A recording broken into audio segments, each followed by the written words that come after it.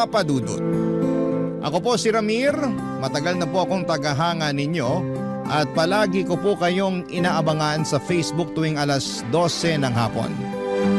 Lagi rin po akong nakangiti habang nakikinig sa mga kwento sa Barangay LS.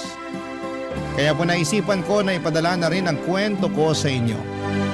Hindi ko na po mabilang ang love stories na narinig ko sa inyo. Kaya ngayon po ay gusto ko naman sanang ibahagi ang naging love story ko. Lumaki po ako sa isang maliit na isla sa Cebu. Medyo mahirap po ang buhay namin kasi ang tatay ko po ay isang welder at ang nanay ko naman ay naglalako ng isda. Tatlo po kaming magkakapatid.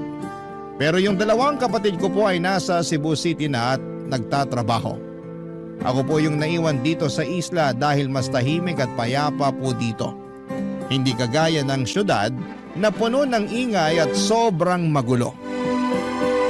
Pagkatapos ko pong makagraduate ng high school, nagtrabaho po ako sa isang bakery na 15 minutes ang layo mula sa bahay namin.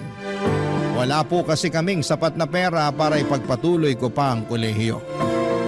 At yung pinapadala ng mga kapatid ko ay sapat lamang sa mga gastusin namin sa bahay. Kaya naman po kinailangan kong magsikap at maghanap ng paraan para makapag-survive at makapag-ipon ako. Isa po akong baker, Papa Dudut. Tuwing madaling araw, pumupunta na po ako sa bakery para magtrabaho. Dito ko po nakilala si Ellie, yung katrabaho ko sa bakery. Ako po yung baker. Siya naman po yung nagbabantay ng mga paninda. Kadalasan kaming dalawa lamang po ni Ellie ang naiiwan kasi hindi naman kalakihan ng bakery na pinagtatrabahuhan namin ng panahon na yon. Si Ellie po ay nakapagtapos ng kolehiyo sa isang maliit na college dito sa isla namin. Pero kahit nakapagtapos na siya ay napilitan pa rin siyang magtrabaho sa bakery dahil wala naman talagang ibang magandang opportunity dito sa isla. Kahit na hindi ito ang pangarap niyang trabaho ay hindi siya nagreklamo at patuloy na nagsikap para sa pamilya at sa sarili niya. Tuwing nakakausap ko po si Ellie, parang nawawala lahat ng pagod at problema ko. Hindi ko po nararamdaman ang hirap ng buhay kapag nandyan siya. Parang may magic po siya na nagpapagaan sa lahat ng bagay. Mas lalo po akong naging porsigido at mas ginanahang magtrabaho dahil po sa kanya. Kung ano-ano lang po ang mga pinag-uusapan namin ni Ellie. Minsan ay mga simpleng bagay lamang tulad ng mga nangyayari sa araw-araw sa bakery o kaya naman ay tungkol sa buhay sa isla. Pero hindi ko po akalain na unti-unti na palang lumalalim ang usapan namin, Papa Dudut.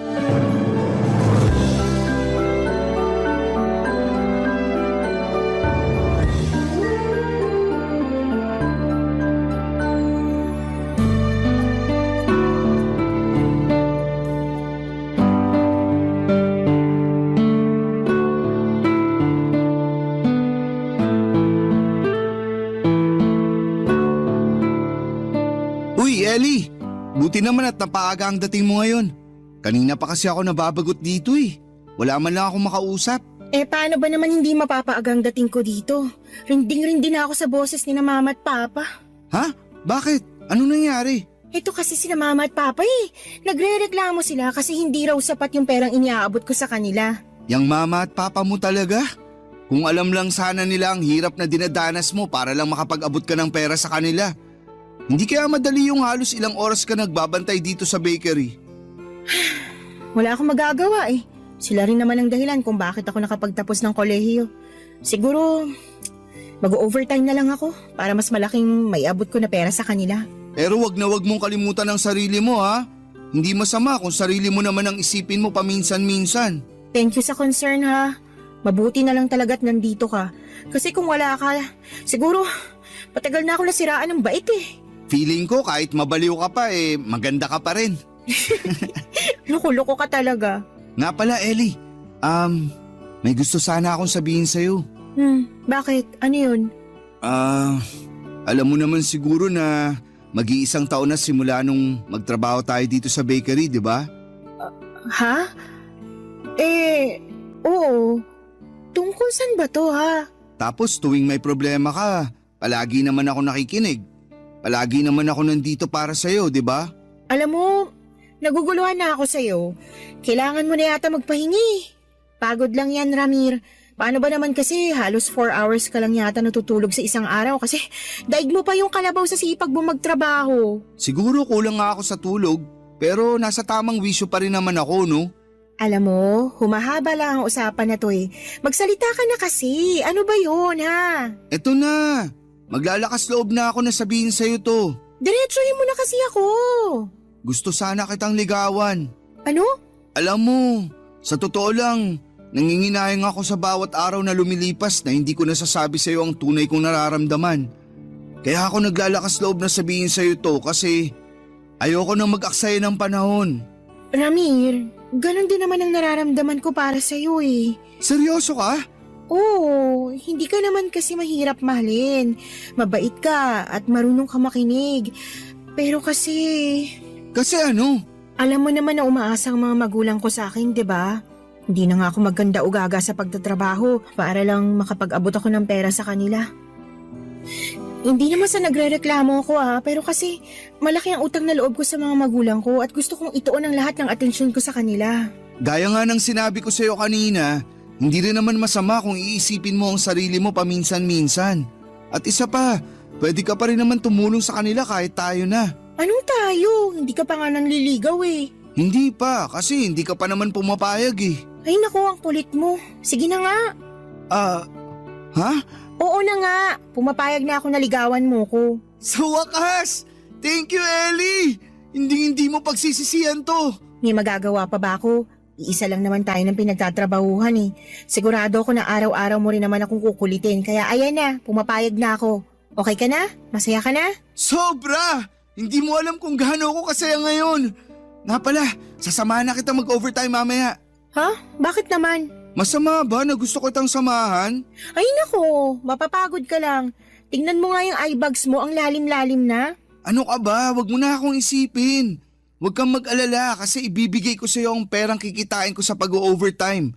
Nang sa ganun, mas malaki ang maibigay mo sa mga magulang mo. Sobrang saya ko po noong araw na yon nang pinayagan ako ni Ellie na ligawan siya. Ilang buwan lang ang lumipas at sinagot na rin niya ako sa wakas, Papa Dudut. Sobra-sobra ang pagmamahal ko kay Ellie noon. Kasi tuwing day off ko, imbes na matulog ay pinapasyal ko pa siya sa buong isla para mapasaya siya. Ang saya-saya ko talaga noon at sigurado naman akong ganon din siya sa akin. Pero nagkaroon po ng problema sa relasyon namin nang ipinakilala na ako ni Ellie sa pamilya niya. Malaki ang pamilya ni Ellie, nandyan ang nanay, tatay, 3 kapatid niya, mga anak ng mga kapatid niya. Siguro'y aabutin tayo ng umaga kung iisa-isahin ko pa. Wala naman po akong problema sa laki ng pamilya ni Ellie. Kasi sanay naman tayo sa ganitong tradisyon bilang mga Pilipino. Pero nagkaroon po ako ng problema nang napansin kong hindi ako gusto ng pamilya niya. Palagi nagpaparinig ang mga magulang ni Ellie na wala raw mapapala si Ellie sa akin.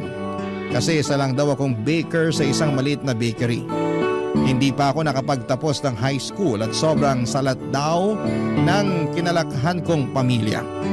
Kahit po si Ellie mismo ay hindi nakaligtas sa mga masasakit na salita ng mga magulang niya. Na-witness ko po mismo kung paano siya pagsalitaan ng mga ito. Sinabihan siya ng sarili niyang pamilya na boba raw siya. Kasi kahit nakapagtapos siya ng kolehiyo, hindi naman daw niya nagamit ang diploma niya. Sinabihan pa siya ng tanga siya sa pagpili ng lalaki. Pero ang mas nakakagulat doon ay mukhang hindi nasasaktan si Ellie sa mga sinasabi ng pamilya niya. Parang normal lang sa kanya at maganda pa rin ang tingin niya sa kanila. Palagi niyang iniisip na may utang na loob siya sa pamilya niya. Sa totoo lang ay kabaligtaran kami ni Ellie. Kung siya ay matyaga at kaya niyang tiisin ang mga panlalait at negatibong komento sa kanya. Ako naman po ay masyadong sensitibo.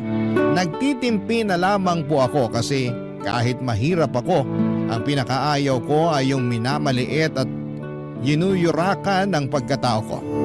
Aminin ko sa inyo, Papa Dudut, na sobrang nasaktan ako tuwing pinaparinggan ako ng pamilya ni Ellie. Pero tinitiis ko po ang lahat ng yon kasi mahal na mahal ko talaga si Ellie. At gusto kong magtagal ang relasyon namin at siyang magiging katuwang ko hanggang sa pagtanda. Pero alam niyo naman po, tao lamang ako, napupuno at nasasaktan. Ilang buwan ko ring tiniis ang panlalait ng pamilya niya, hindi lang ng mama at papa ni Ellie kundi pati na rin ng mga kapatid niya. Silang lahat po ay ayaw sa akin. At dumating na nga po ang panahon na kinausap ko na si Ellie tungkol sa bagay na ito, Papa Dudut.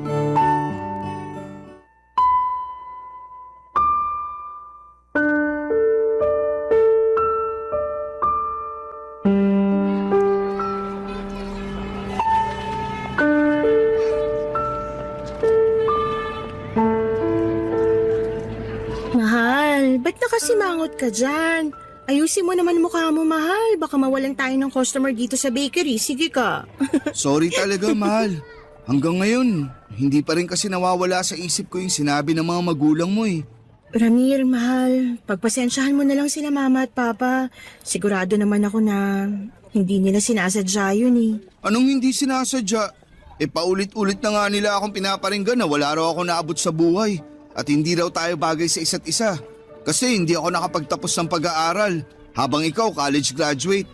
Sobra ako nanliliit sa sarili ko tuwing naririnig ko yung mga pinagsasasabi nila tungkol sa akin. Ikaw talaga, palampasin mo na lang. Alam mo naman ng mga matatanda, 'di ba? Paminsan-minsan walang filter yung mga pinagsasasabi nila. Pero sigurado naman ako na matatanggap ka rin nila. Isang malaking suntok sa buwan yan. Ay, nga pala mahal, may gusto sana pala akong sabihin sa'yo. Bakit? Ano yun? Napagtanto ko kasi na siguro mas makakabuti kung sa syudad na tayo magtatrabaho. Ano? Tigil-tigilan mo nga ako, Ramir. Biglaan naman yata yan. Hindi. Pakinggan mo kasi muna ako, mahal. Isipin mo ang tagal na natin nagtatrabaho dito sa bakery. Pero ni minsan hindi nadadagdagan ang sahod natin. Tapos kahit anong kahit natin sa pag-overtime, parang hindi naman tayo maasenso. Ramir, ayokong iwanan ng pamilya ko. Kung gusto mo pumunta sa syudad, gawin mo mag-isa mo. Ellie naman, hindi ka na menor de edad. Pwede ka pa rin naman tumulong sa pamilya mo kahit nasa syudad tayo Pero iba pa rin yung nakikita ko sila araw-araw. Sandali nga lang, nagkakaganito ka ba dahil sa mga sinasabi ng mga magulang ko sa'yo? Sobrang sensitive mo naman yata. Magpakalalaki ka nga. Aaminin ko, oo. Nasasaktan ako tuwing naririnig ko yung mga pinagsasasabi ng mga magulang mo tungkol sa akin. Pero Ellie, hindi kasi ganun yun eh. Hindi na tayo bumabata. At gusto ko na rin makapag-ipon ng maayos at bumuo ng sarili nating pamilya. Naiintindihan mo naman kung saan ako nanggagaling, di ba? Pero Ramir, kailangan ko pang bumawi sa mga magulang ko. Hindi ko pa sila nasusuklian sa lahat ng ginawa nila para sa akin eh. Hindi ko nga alam kung bakit nanghihingi pa ng pera yung mga magulang mo. Sapat naman na yung natatanggap nila na ayuda buwan-buwan. Pero kung ang pagtulong sa kanila ang magpapasaya sa'yo, hindi na kita pipigilan. Pwede mo naman silang tulungan habang nagtatrabaho tayo sa syudad, di ba? Sige na nga, pag-iisipan ko. Pero saan naman tayo maghahanap ng maupahan? May pera ba tayo? Saan tayo magtatrabaho? Sobrang hassle, Ramir. Ang dami-dami na naman kailangang ayusin. Napag-isipan ko na yan, mahal. Nasa syudad yung dalawa kong kapatid. Yung isa nagtatrabaho bilang staff sa isang hotel. Tapos yung isa naman, nagtatrabaho sa convenience store. Sigurado ako matutulungan nila tayo. Pwedeng-pwede ko silang tawagan anytime. Ramir naman eh. Oh, ako na nga ang bahala, di ba? Ano pa ba ang pinoproblema mo, mahal? Hindi ko alam kung paano to ipapaliwanag sa mga magulang ko. Sigurado kong mabibigla yung mga yun. Kung wala kang lakas ng loob para sabihin sa mga magulang mo yung plano nating magtrabaho sa syudad, gusto mo ba na ako na mismo ang kumausap sa kanila? Ay naku, wag na. Ayoko na ng gulo. Baka may masabi na naman sila tungkol sa'yo. Mahal, makinig ka sa akin. Alam kong mahal na mahal mo ang pamilya mo at sobrang laki ng utang na loob mo sa kanila. Pero mahal, hindi naman kasi pwede na habang buhay ka na lang na nasa poder nila. Huwag ka matakot kasi andito naman ako. Hindi naman kita pababayaan eh. Ay, sige na. Magpapaubaya na ako sa'yo. Bigyan mo na lang ako ng pera pambili ng load para at least matawagan ko man lang ang mga magulang ko kapag lumuwas na tayo papuntang syudad. Oo, magtiwala ka sa akin, mahal. Ako ang bahala sa'yo. Ay nako, kung hindi lang talaga kita mahal, hindi ako papayag sa plano mong to. At kung hindi kita mahal, hindi rin naman kita aalukin na pumunta ng syudad kasama ko, no? Sira. Sige na, pagkatapos ng shift natin, uuwi ako kaagad. Ako na magpapaliwanag kina mama at papa. Uy, wag kang dadaan sa bahay mamaya ah. Baka magalit lang ang mga magulang ko sa balak natin na lumuwas ng syudad. Sige, mahal. Noted yan. Tatawagan ko na rin mga kapatid ko mamaya para matulungan nila tayo sa paghahanap ng trabaho at matitirhan. Pagkatapos ng shift namin sa bakery ay umuwi kaagad si Ellie para kausapin ang mga magulang niya. At ako naman ay tumawag ako sa mga kapatid ko para ipaalam ang plano namin ni Ellie na tumira at magtrabaho sa Cebu City. Suportado nila ako at masaya pa nga sila na makakasama na rin nila ako sa wakas. Matapos kong makausap ang mga kapatid ko ay tumawag si Ellie sa akin. Umiiyak siya. Gaya ng inaasahan ko ay pinagsalitaan siya ng masama ng mga magulang niya. Patuloy siyang ini-encourage ng mga magulang at kapatid niya na hiwalayan na raw ako. Nang marinig ko yun ay agad ako nakipagkita kay Ellie at dinamayan ko siya. Ipinaliwanag ko sa kanya na mahal ko siya at gagawin ko ang lahat para patunayan sa kanya at sa pamilya niya na hindi siya magsisisi sa desisyon niyang sumama sa akin at magtrabaho sa syudad. Nang mga panahong yon, Papa Dudut, ay ramdam ko na may alinlangan pa si Ellie. Naintindihan ko naman siya kasi kahit college graduate na siya at nasa tamang edad ay hindi pa rin niya naranasan ang mamuhay ng mag-isa o independent. Siguro nga ay eto na yung tinatawag nilang CPANGS o Separation Anxiety. Pero kahit may alinlangan siya ay pinanindigan ko ang desisyon ko na lumuwas kami ng syudad. Pakiramdam ko kasi kung patuloy kaming maninirahan sa isla ay wala ring mangyayari sa relasyon namin. Maliit lang ang sahod namin, walang magandang opportunity sa isla at araw-araw siyang sinusulsula ng mga magulang niya na hiwalayan na ako. Ewan ko po ba, Papa Dudut. Siguro nga talaga kapag mahirap ka, ganito ang tingin ng mga tao sa'yo. Lagi kang minamaliit. At palagay nila ay hindi ka karespe-respeto. Sigurado naman akong nakita ng mga magulang ni Ellie na mahal ko ang anak nila. At ginugol ko ang lahat ng oras ko para makuha ang loob nila. Pero kahit na anong gawin ko ay hindi nagbago ang tingin nila sa akin dahil salat ako sa buhay. Pagkatapos nga ng 2 linggo ay tuluyan na naming iniwan ni Ellie ang trabaho namin sa bakery. Lumuwas kami papunta ng Cebu City at doon kami tumira sa maliit na kwarto na inuupahan ng mga kapatid ko.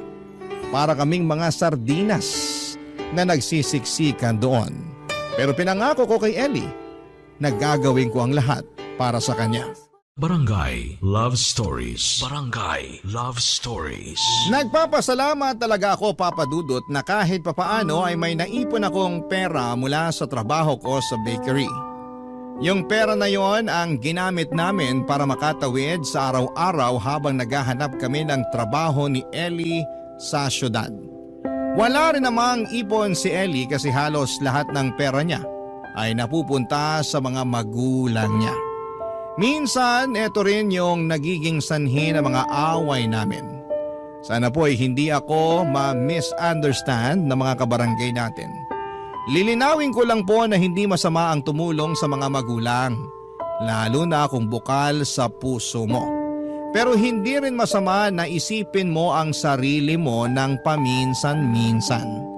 Dumating po yung time na kokonti na lamang ang natitira sa ipon ko at madalas ay sabaw na lamang ang inuulam namin ni Ellie para lamang makatawid sa gutom. Nagpapasalamat ako sa mga kapatid ko kasi kahit papaano ay tumutulong sila sa amin. Lalo na kapag nakikita nilang talagang walang-wala na kami ni Ellie. Pero hindi ko rin po kayang umasa lamang sa mga kapatid ko. Kasi hindi naman kalakihan ang kinikita nila sa hotel at convenience store. Sobrang saya ko po na pagkatapos ng ilang linggo, natanggap ako sa hotel kung saan nagtatrabaho ang kapatid ko. Si Ellie naman ay naghahanap ng trabaho sa Facebook at kalaunan natanggap siya bilang teller sa isang pawn shop. Mas malaki po ang kinikita namin sa syudad kumpara sa trabaho namin sa bakery sa isla. Pero ang problema, malaki din ang cost of living dito. Pero kahit papaano, at least sa syudad, may naitatabi akong ipon. Lalo na kung mag-overtime ako. Hindi katulad sa bakery na kahit mag-overtime pa ako ng ilang oras ay hindi sapat yung kinikita ko para makapag-ipon. Kahit na hindi kami buhay mayaman ni Ellie ay naging maayos at tahimik naman ang buhay namin. Si Ellie ay patuloy na nakapagpapadala sa mga magulang niya. At kami ni Ellie ay unti-unti na ring nakakapag-ipon. Akala ko noon, maayos na ang takbo ng buhay namin hanggang sa isang araw ay kinausap ako ni Ellie nung umuwi na siya galing sa shift niya sa pawn shop. At doon niya inilabas lahat ng saloobin niya sa akin, Papa Dudut.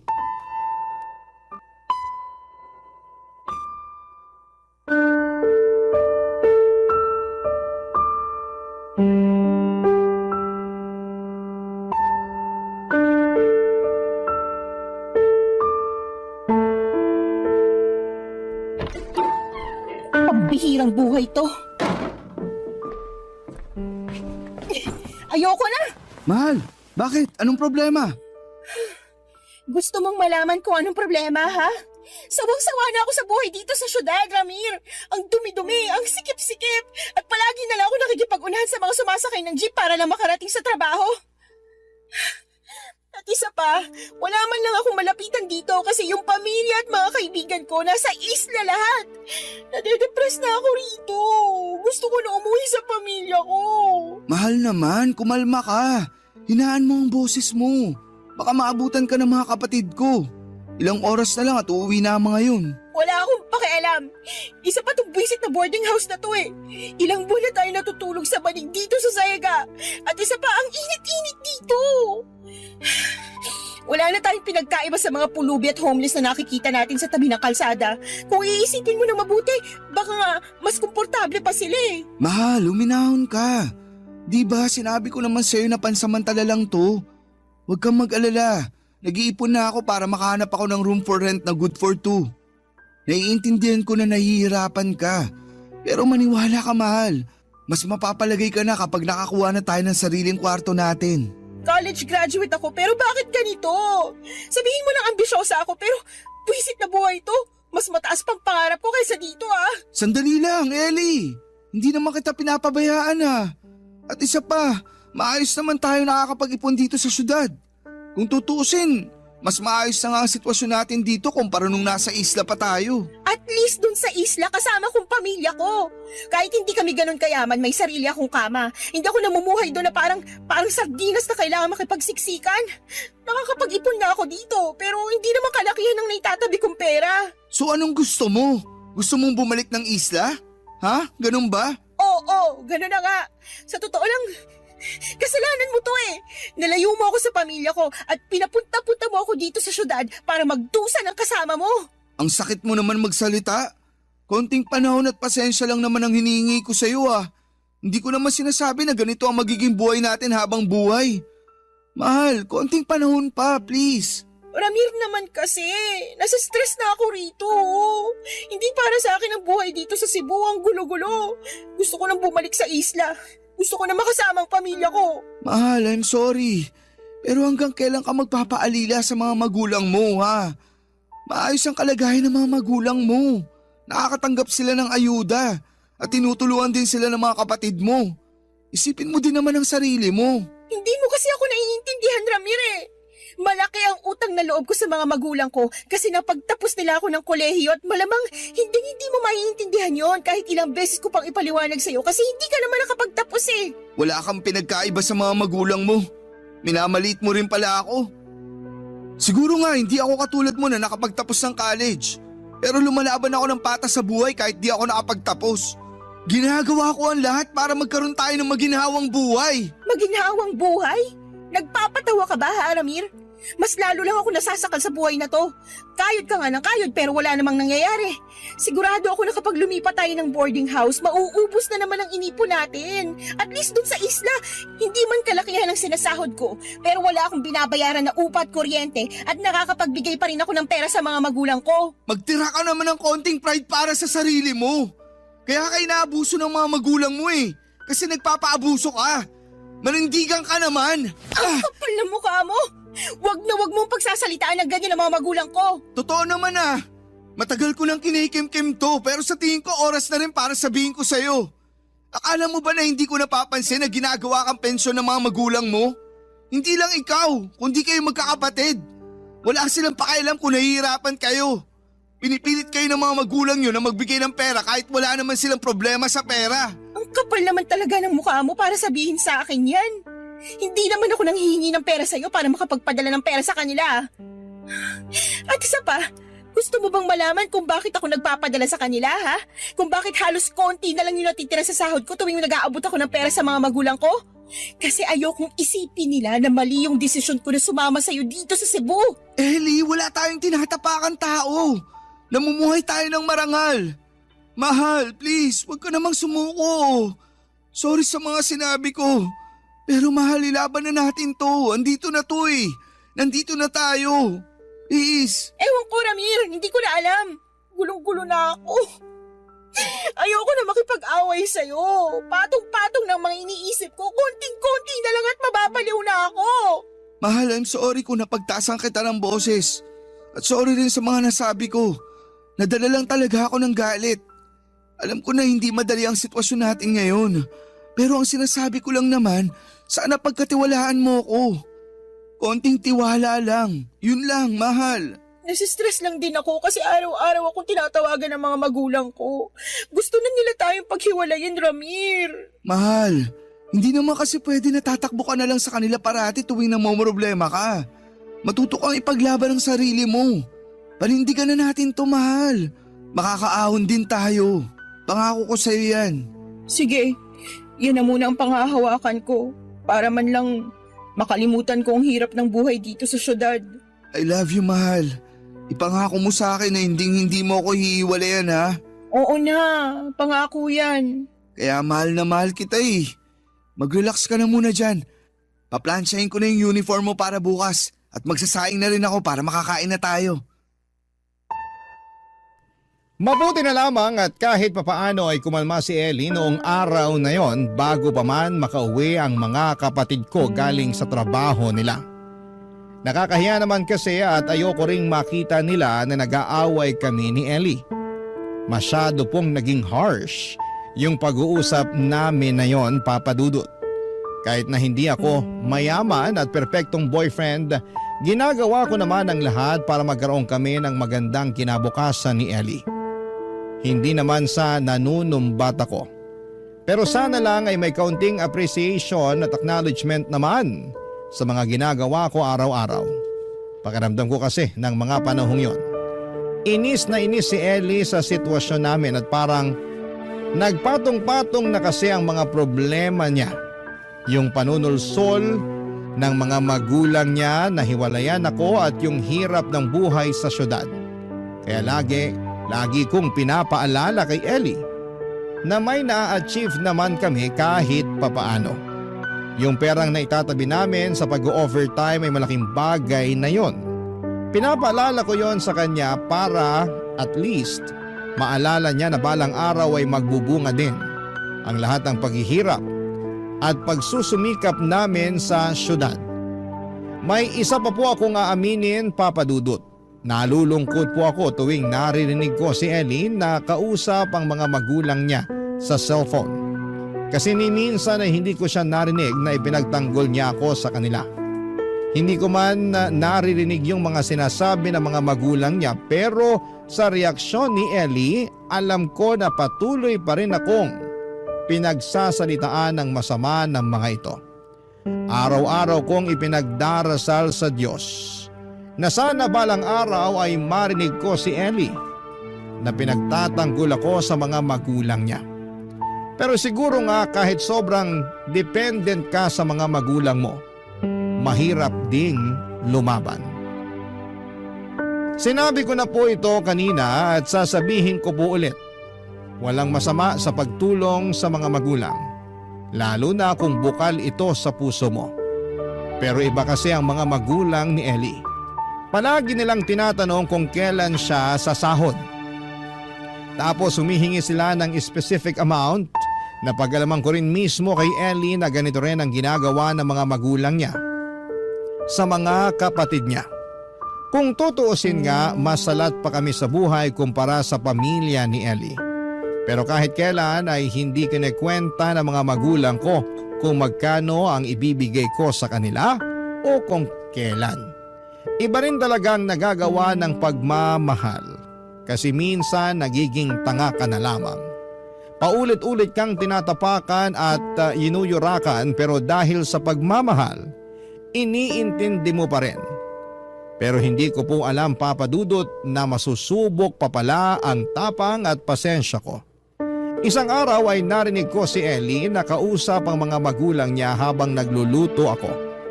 Base sa pag-uusap nila, may kilala daw na foreigner yung mga magulang at kapatid ni Ellie. At gusto nila itong ipakasal kay Ellie. Sobra akong nabigla at nanlumo sa mga narinig kong usapan na yon. Kaya naman minabuti kong kausapin si Ellie pagkatapos niyang makipag-usap sa mga magulang niya, Papa Dudut.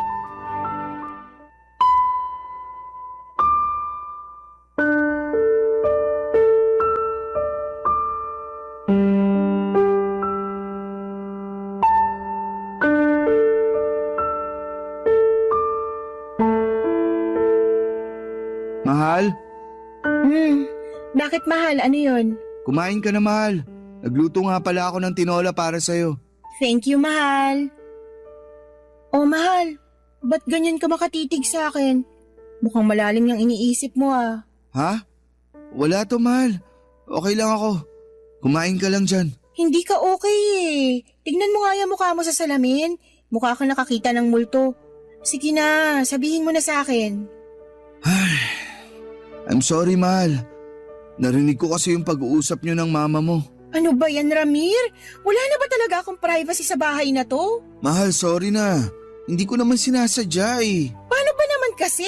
Ang liit-liit at ang sikip-sikip din naman kasi ng bahay na to. Sobrang nipis pa ng mga pader, nakakainis. Huwag ka na magalit, mahal. Mahal, tatapatin na kita ha. Totoo ba yung narinig ko kanina? Na gusto kang ipakasal ng mga magulang mo sa isang foreigner? Dapat hindi mo na narinig yun eh.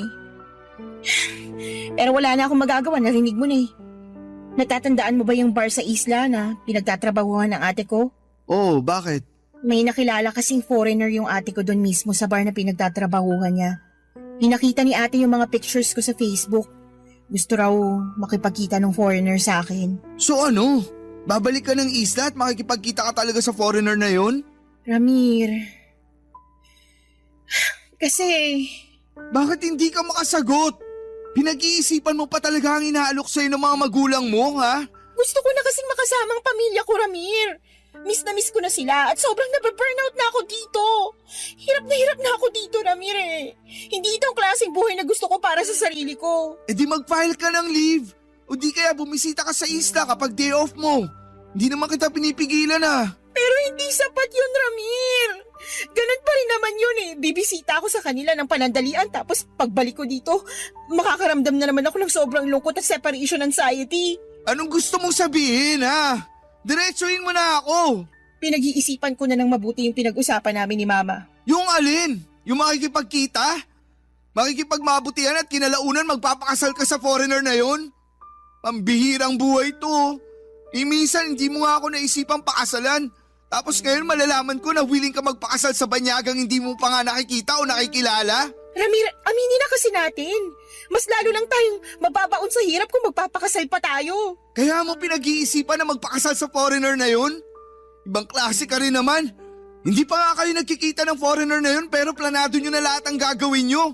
Ayoko na makipag-away. Alam ng mga magulang ko kung anong mas makakabuti para sa akin. Hindi ka na bata, Ellie. Alam mo kung ano ang tama sa mali. Manindigan ka naman. Ano? Pag sinabi sa'yo ng mga magulang mo na tumalong ka sa tulay, tatalong ka rin ba? Ramir, di ba pumunta tayo ng syudad para mas magkaroon tayo ng maginhawang buhay? Pero bakit ganun? Bakit parang wala namang nangyayari sa atin? Ellie, hindi tayo nag-iisa. Maraming tao dyan ang patuloy na nakikipagsapalaran dito. Pero hindi ibig sabihin nun na wala tayong mararating sa buhay. Ilang beses mo nang sinabi sa akin yan. Puro ka pangako, wala namang nangyayari. Ellie, mahal. Huwag mo akong iwan, please. Kung yung perang pinapadala mo sa mga magulang mo yung inaalala mo, pinapangako ko sa'yo na hindi na ako kukontra. Wala ka na maririnig sa akin na kahit anong masama tungkol sa mga magulang mo. At magdodoble kahit na rin ako para may pandagdag ka sa ibibigay mong pera sa kanila. Kaya kong gawin ang lahat ng yon. Basta wag mo lang akong iwanan. Parang awa mo na. Lulod ako sa harapan mo kung kinakailangan. Please, Ellie. Maawa ka naman sa akin. Hindi mo kailangan gawin yan, ano ba? Oo, alam ko na hindi ko kayang tapatan yung pera at luho na kayang ibigay ng foreigner na yon. Pero isa lang ang mapapangako ko sa iyo. Kayang-kaya kitang mahalin at paalagaan hanggang sa huling hininga ko. At hindi ko pa rin nakakalimutan ang pangako ko sa iyo na giginawa rin ang buhay natin balang araw. Konting panahon at pasensya pa, please. Darating din ang araw na mabibigay ko rin sa iyo ang buhay na kayang ibigay ng foreigner na yon. Ramir, wag mo na akong pahirapan, please. Hirap na ako sa buhay natin dito. Ayoko na. Miss ko ng pamilya ko at sawang-sawa na ako sa buhay na kahit isang tuka. Ellie, gagawin ko ang lahat para sa iyo. Kung gusto mong huminto sa pagtatrabaho, papahig na ako. Ako na mismo ang bubuhay sa iyo. Basta wag ka lang sumama sa foreigner na yon. Maawa ka naman sa akin.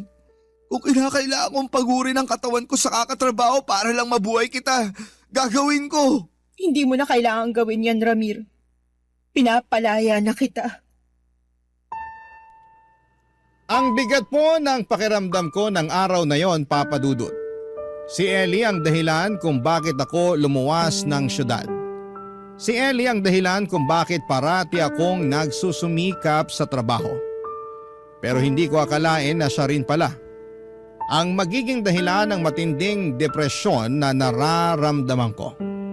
Harap-harapan at walang pagdadalawang isip ay sinabi sa akin ni Ellie na babalik na siya ng isla 1 linggo pagkatapos niyang sabihin na pinapalaya na niya ako.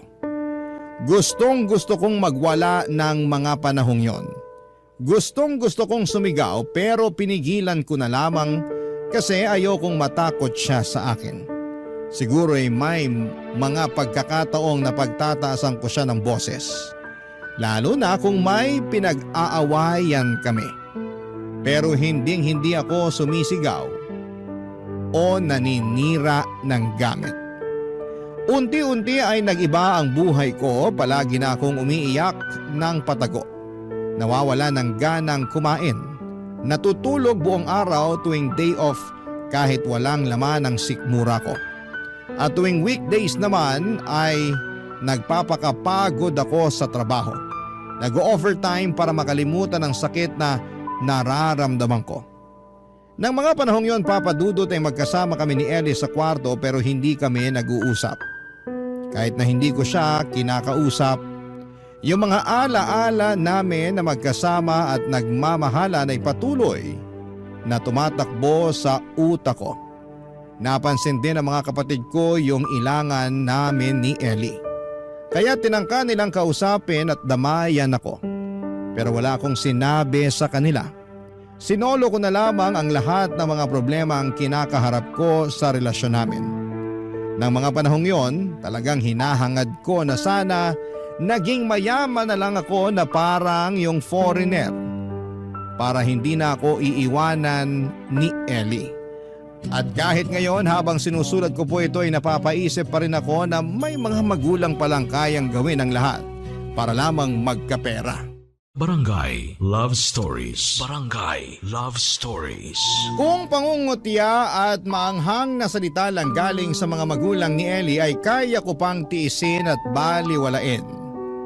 Pero yung ginawa nilang panunulsol kay Ellie, yon ang pinakabastos at pinakamasagwa nilang ginawa sa akin. Pero hindi ko naman pwedeng isisi lahat sa mga magulang at pamilya ni Ellie kasi si Ellie rin naman ang nag-decide na iwanan ako at sunduin at sundin ang mga magulang niya na ikasal siya sa isang banyaga. Alam nyo, Papa Dudut, hanggang ngayon ay hindi ko pa rin maintindihan kung bakit may mga magulang na hindi kayang maging masaya para sa mga anak nila kapag nagiging independent na sila. Hindi naman naging pabigat si Ellie sa bahay nila. Siya nga ang laging tumutulong sa kanila. Tapos gano'n na lamang ang galit nila noong nalaman nilang luluwas kami ni Ellie sa Cebu City. Masakit mang pakinggan. Pero ito ang pinakamasaklap na katotohanan. Dalawa lang ang dahilan kung bakit galit na galit yung mga magulang ni Ellie. Una ay ayaw nila ng lalaking tulad ko na lumaki sa hirap. At pangalawa ay natatakot sila na baka hindi na sila sustentuhan ni Ellie kapag bumukod ito sa kanila. Dito ko rin na-realize na hindi pala biro ang magbuo ng pamilya. Dapat physically, emotionally at financially ready ka. Kasi kung hindi, baka mag-rely ka na lamang sa mga anak mo paglaki nila. At yun pala ang nagiging sanhi ng mga hindi pagkakaintindihan. Bilang mga magulang, sana'y sapat na sa atin ang makita ang mga anak natin na independent, masaya at kayang tumayo sa sarili nilang mga paa. Anyway, dumating na nga po ang araw na kinakatakutan ko. Ang araw na aalis na si Ellie sa boarding house para bumalik na ng isla. Yung araw na matagal ko nang iniiwasan. Pero dumating na rin. Sobrang sakit, Papa Dudut. Kasi kahit na pinapalaya na niya ako ay nandyan pa rin yung pagmamahal ko sa kanya. At hindi ko basta-basta maiiwasan yon. Sa kabila ng lahat ng mga nangyari, yung nararamdaman ko sa kanya ay hindi ko kayang tanggalin. At sa araw na yon, bago siya umalis, nag-usap pa kami ni Ellie. Saglit lamang yung usapan namin na yon. Sa totoo lang ay nagdalawang isip pa ako kung kakausapin ko pa si Ellie. Pero nilakasan ko ang loob ko at ako na mismo ang unang kumausap sa kanya, Papa Dudut.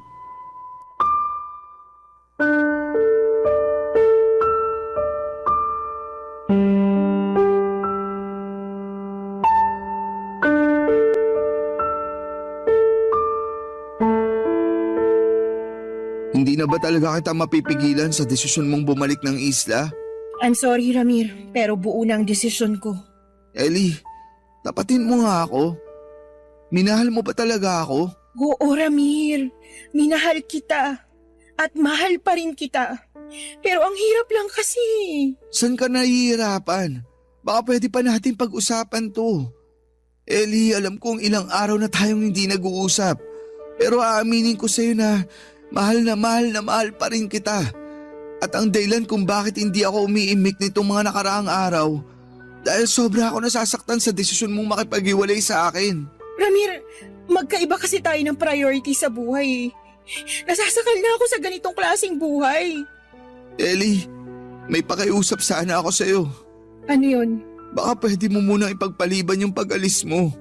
Kahit isang araw lang. Gusto ko lang ng time para magkaroon tayo ng closure. Gusto ko ng konting panahon pa na kasama ka. Para man lang maramdaman ko na totoo ang naging pagmamahalan natin. Ramir, mas lalo lang natin pinapahirapan ng isa't isa sa gusto mong mangyari. Ellie, sige na naman, please. Awang-awa na ako sa sarili ko. Sobrang tuliro ko na nitong mga nakaraang araw. Gulong-gulo na ang isip ko sa nangyayari sa ating dalawa. Hindi ko nga alam kung makaka-move on pa ako. Pagbigyan mo na ako. Parang awa mo na. I'm sorry, Ramir, pero sinabi ko na sa pamilya ko na mamayang gabi na ang dating ko. Naihanda ko na rin lahat ng gamit ko. Sorry talaga pero hindi na kita mapagbibigyan pa. Wala na ba ako pwedeng gawin para baguhin ang isip mo? Buo na ang desisyon ko, Ramir. Kung ganon, may isang hiling na lang ako. Ano? Sana alagaan mo ang sarili mo. Ramir. I'm sorry kung hindi ko kaagad natupad yung pinapangako ko sa iyo. I'm sorry kung hindi kita nabigyan ng maginhawang buhay. And I'm sorry kung hindi mo sa akin naramdaman ang pagmamahal na matagal mo nang hinahanap. Ramir, tama na yan. Masipag ka at maunawain. Sigurado ako makakahanap ka rin ng babaeng para sa'yo. Deserve mo ng taong mamahalin ka ng buong buo. Bakit? Hindi mo ba ako minahal ng buo? Hindi sa ganon, Ramir. Ang hirap lang kasi tanggapin na kahit anong sakripisyo ko, hindi kita kayang mapasaya. Gustong gusto kitang ipaglaban, Ellie. Maniwala ka. Pero kahit anong pilit ko, mukhang buo na nga ang desisyon mo. Wala na ba talaga tayong pag-asa? Hindi na ba tayo pwedeng magsimula ulit? Ramir, tatapatin na kita. May ibang lalaki nang naghihintay sa akin at hinahanda ko na rin ang sarili ko para makilala ko siya. Hindi ko na kaya magpanggap na okay lang ako sa relasyon natin because I want more. I want to be more. At alam ko na ito rin na magpapasaya sa pamilya ko. Mahal kita, Ramir, pero mas mahal kong pamilya ko eh. I'm sorry, Ellie. Pero nasasaktan pa rin ako. Ang sakit-sakit lang kasi. Sa pagbibigay na lang ba talaga ng pera na ipapakita ang sakripisyo ngayon? Mali itong ginagawa ng pamilya mo sa'yo eh. Bakit ba kasi hindi mo ako magawang ipaglaban? Ikinakaya mo ba ako dahil ganito lang ako? Mali itong gagawin mo eh. Maling-mali. Nagbabalak ka magpakasal sa isang foreigner nang dahil lang sa pera niya. So anong tamang desisyon, ha? Yung manatili ako sa piling mo hanggang sa manginig ang mga katawan natin dahil sa gutom? May mga bagay na hindi kayang tumbasan ng pera. Ayan! Yan mismong dahilan kung bakit gustong-gusto ko nang tapusin ang relasyon na to. Buong buhay mo, Ramir, lumaki at sanay ka sa hirap. Kung gusto mo magtampisaw sa putek, bahala ka. Hindi kita pipigilan.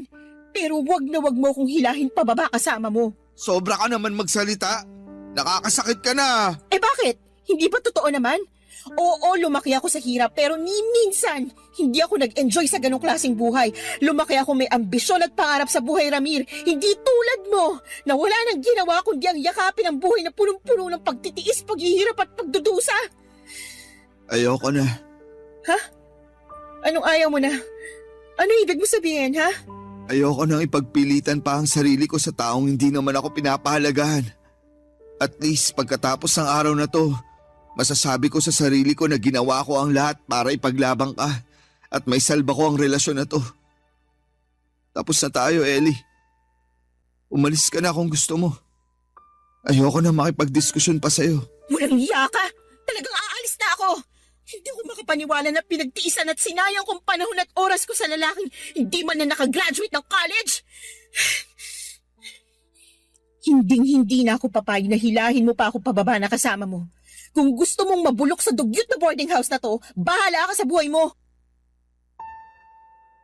Nasagad po ang pasensya ko noong araw na yon, Papa Dudut. Hindi ko akalain na maririnig ko ang mga salitang yon galing sa isang babae na minahal ko ng buong buhay ko. Kung hindi niya po ako kayang tratuhin na boyfriend, sana naman ay tratuhin niya ako na parang tao. Sobra po akong nagulat, nalungkot at nanghinayang kasi pakiramdam ko talaga ay nadala na si Ellie sa mga sulsol na mga magulang niya. Kaya ganon na lamang kung bastusin niya ako. Naawa sa akin ang mga kapatid ko noong sinabi ko sa kanila ang lahat-lahat ng pinagdaanan namin ni Ellie. Fast forward. At nagtuloy-tuloy na po ako sa buhay ko. Marami pa rin akong hinarap na pagsubok kahit na wala na si Ellie sa buhay ko. Ang pinakamalaking pagsubok na hinarap ko ay noong nag-cost cutting ang hotel na pinapasukan ko. At isa po ako sa mga tinanggal sa trabaho. At kagaya po ng dati, tinulungan ako ng mga kapatid ko sa pang-araw-araw habang wala akong trabaho. Ang bala ko po sana noong time na yon ay mag-apply sa ibang hotel. Pero isang araw ay nag-post sa Facebook ang dati kong katrabaho sa hotel ng isang picture na nasa isang agency siya na nag-a-apply bilang waiter sa isang cruise ship. Nag-message po ako sa kaibigan kong yon at sabay kaming nag-process ng mga requirements hanggang sa dumating ang araw na nakumpleto ko ang lahat ng requirements ko at naging waiter na rin sa cruise ship. Habang nasa cruise ship po ako ay nakilala ko ang isang kababayan na Pinay na muling nagpatibok ng puso ko. Long story short ay nahulog ang loob namin sa isa't isa. Hanggang sa dumating ang araw na nakapag-ipon kami pareho kami nag-resign sa cruise ship at bumili kami ng lupa at nagpatayo ng bahay sa isla kung saan ako lumaki.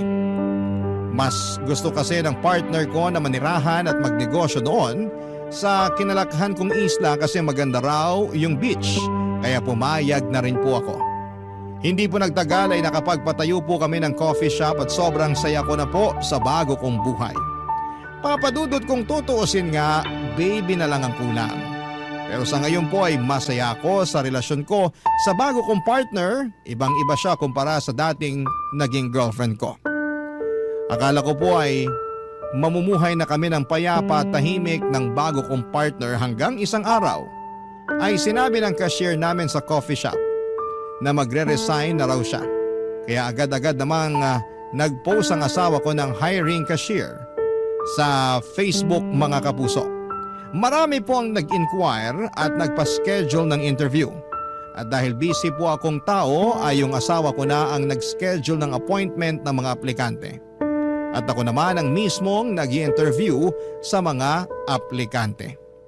Pero lingid po sa kalaman ko na darating pala ang araw na makakatagpo ko ulit ang taong sumira sa pagkatao ko.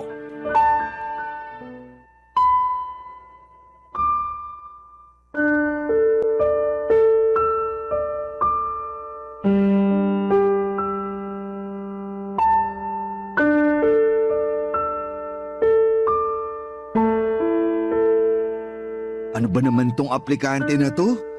30 minutes nang late ah. Salamat, nakarating na rin. Pasok! Bukas yan! Hello po, good morning. Ellie? Opo sir, ako nga po. Sandali lang po. Mukha po kayong pamilyar sa akin ah.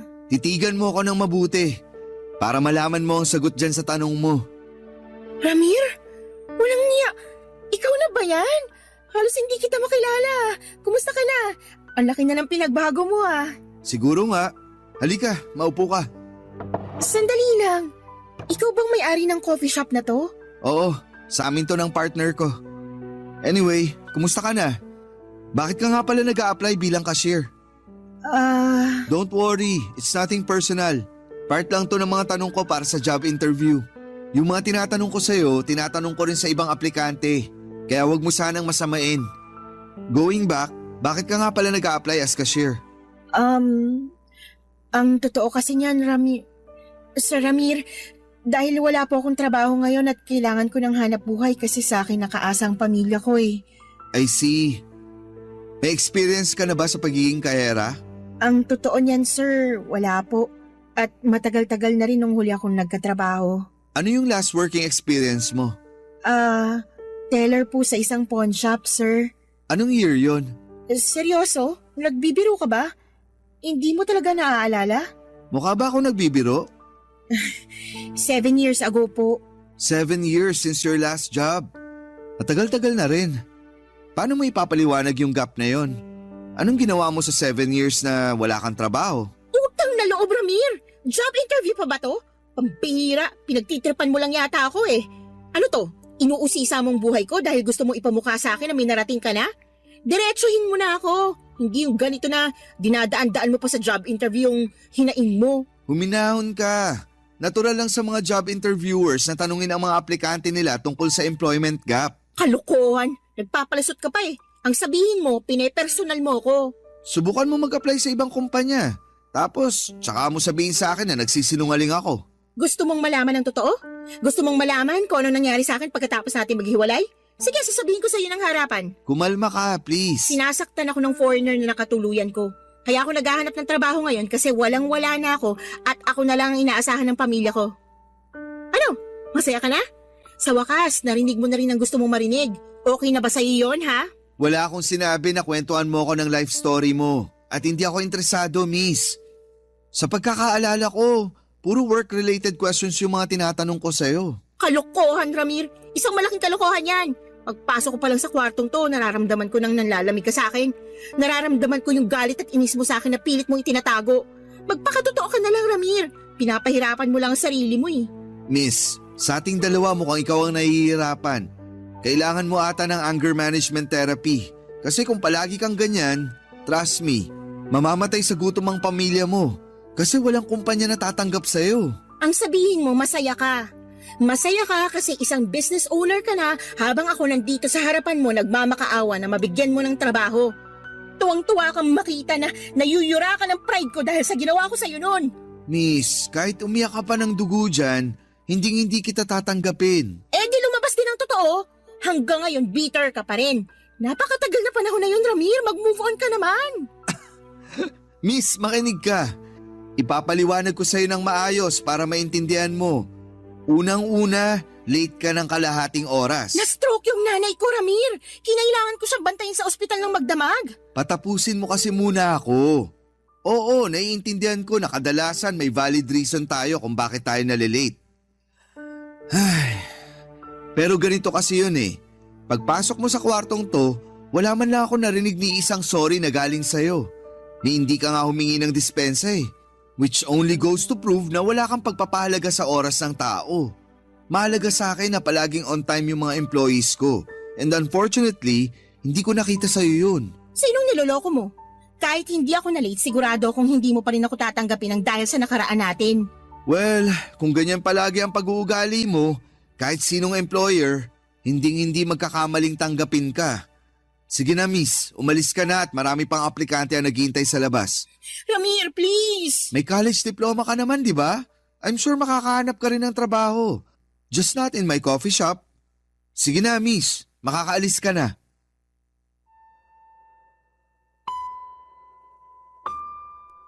Papadudot pakiramdam ko po ay tumaas ang alta presyon ko ng araw na yon. Sa totoo lang ay talagang nanumbalik lahat ng sakit na dulot sa akin ni Ellie noon. Mga alaala na mga pagsubok at pasakit na iniwasan ko na. Pero kahit na ganoon ay sinubukan ko pa ring magpaka-professional at magpigil subalit hindi pa rin nawala yung tensyon at minasama ni Ellie ang mga sinabi ko sa kanya. Hanggang dumating kami sa punto na nagkainitan na kami. Nang gabing yun ay kinausap ko ang partner ko at ikinuwento ang lahat ng nangyari sa amin ni Ellie. Hindi po siya nagselos. Hindi siya nagalit at sa halip ay natawa pa siya. Natawa siya dahil hindi na niya namalayan na yung aplikante na binook niya para sa job interview sa coffee shop namin ay ang ex ko pala. Ganyan ang partner ko, palagi niyang pinapagaan ang mga bagay-bagay. At yun ang isa sa mga dahilan kung bakit mas tumatag ang aming relasyon. Lumipas sa mga buwan at unti-unting nakabuo kami ng maganda at masayahing team sa coffee shop namin ng partner ko. Isa sa mga empleyado ko ay kapitbahay pala ni Ellie. Noong nalaman ng empleyado ko na ex ko si Ellie, agad niyang ikinuwento sa akin na pinadeport daw ni Ellie ang kinakasama niyang foreigner kasi matagal na pala siyang sinasaktan at inaabuso nito. Talaga pong nakakalungkot marinig yon, Papa Dudut. Pero ang mas nakakalungkot pa, imbes na mag-alala yung pamilya ni Ellie sa naging kalagayan niya ay mas nanghinayang pa daw sila. Kasi yung foreigner ang nagbibigay ng malaking pera kay Ellie. Nakakalungkot man po ang pinagdaanan ni Ellie, ngunit sa huli ay pinili ko na lamang na burahin siya sa mga alaala ko. Masakit mang pakinggan pero kailangan talaga, Papa Dudut. Kailangan mong bitawan ang mga masayang bagay sa buhay mo upang magkaroon ng espasyo para sa mas magagandang bagay. Ngayon po ay mas magaan na ang buhay ko, kasama ko ang partner ko at magpapakasal na kami next year. Isa pa ay may plano kaming magbukas ng mas maraming branches ng coffee shop namin dito sa isla. Hindi ko na po sasabihin ang pangalan ng islang tinitirhan namin o ng coffee shop namin, pero sigurado po ako na magpapapicture kami ng misis ko kapag napadaan kayo dito, Papa Dudut. Dito ko na po tatapusin ang aking kwento. Maraming salamat po sa pagbibigay. Dear Papa Dudut, ako po si Kyla, 30 years old at born and raised sa probinsya ng Ilocos Norte. Hindi ko alam kung maririnig na mga katulad kong taga Ilocos Norte ang kwentong ipinadala ko, pero sigurado akong may ilang makaka-relate sa story na ibabahagi ko sa inyo, Papa Dudut. Probinsyana o Promdi ang karaniwang tawag sa isang tulad ko na lumaki at nagkaisip sa probinsya. Ang buhay ko bilang isang probinsyana ay masasabi kong tahimik. Sobrang tahimik sa puntong pwede mo na rin po itong matawag na walang kalatoy-latoy o boring.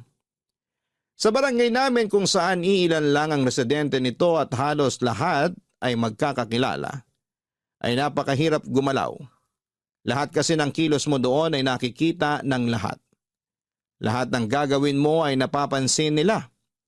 Kaunting pagkakamali lang ay ikaw ang pagchichismisan ng buong barangay.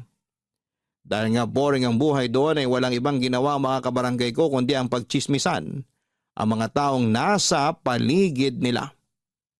Katulad na lang noong nakabuntis ng ibang babae ang tatay ko. Agad itong kumalat sa lugar namin. At ang pinakahuli pang nakaalam ng balitang ito ay kami mismong pamilya ni tatay. Musmus lamang ako noon pero tandang-tanda ko pa rin hanggang ngayon kung paano nasira ang pamilya namin dahil lamang sa maling pag-ibig. Iba yung kahihiyan ang naramdaman namin noon nang pumutok ang balitang may iba ng pamilya ang tatay ko. Sobrang lala ng pag-aaway nila ng nanay ko noon na naging dahilan kung bakit sila nagkahiwalay. Umalis sa lugar namin ang tatay ko at tinakasan nito ang problemang siya mismo ang gumawa. Naiwan tuloy kami noon na araw-araw na nakakasalamuha ang pangalawang pamilya ni Tatay Papa Dudut.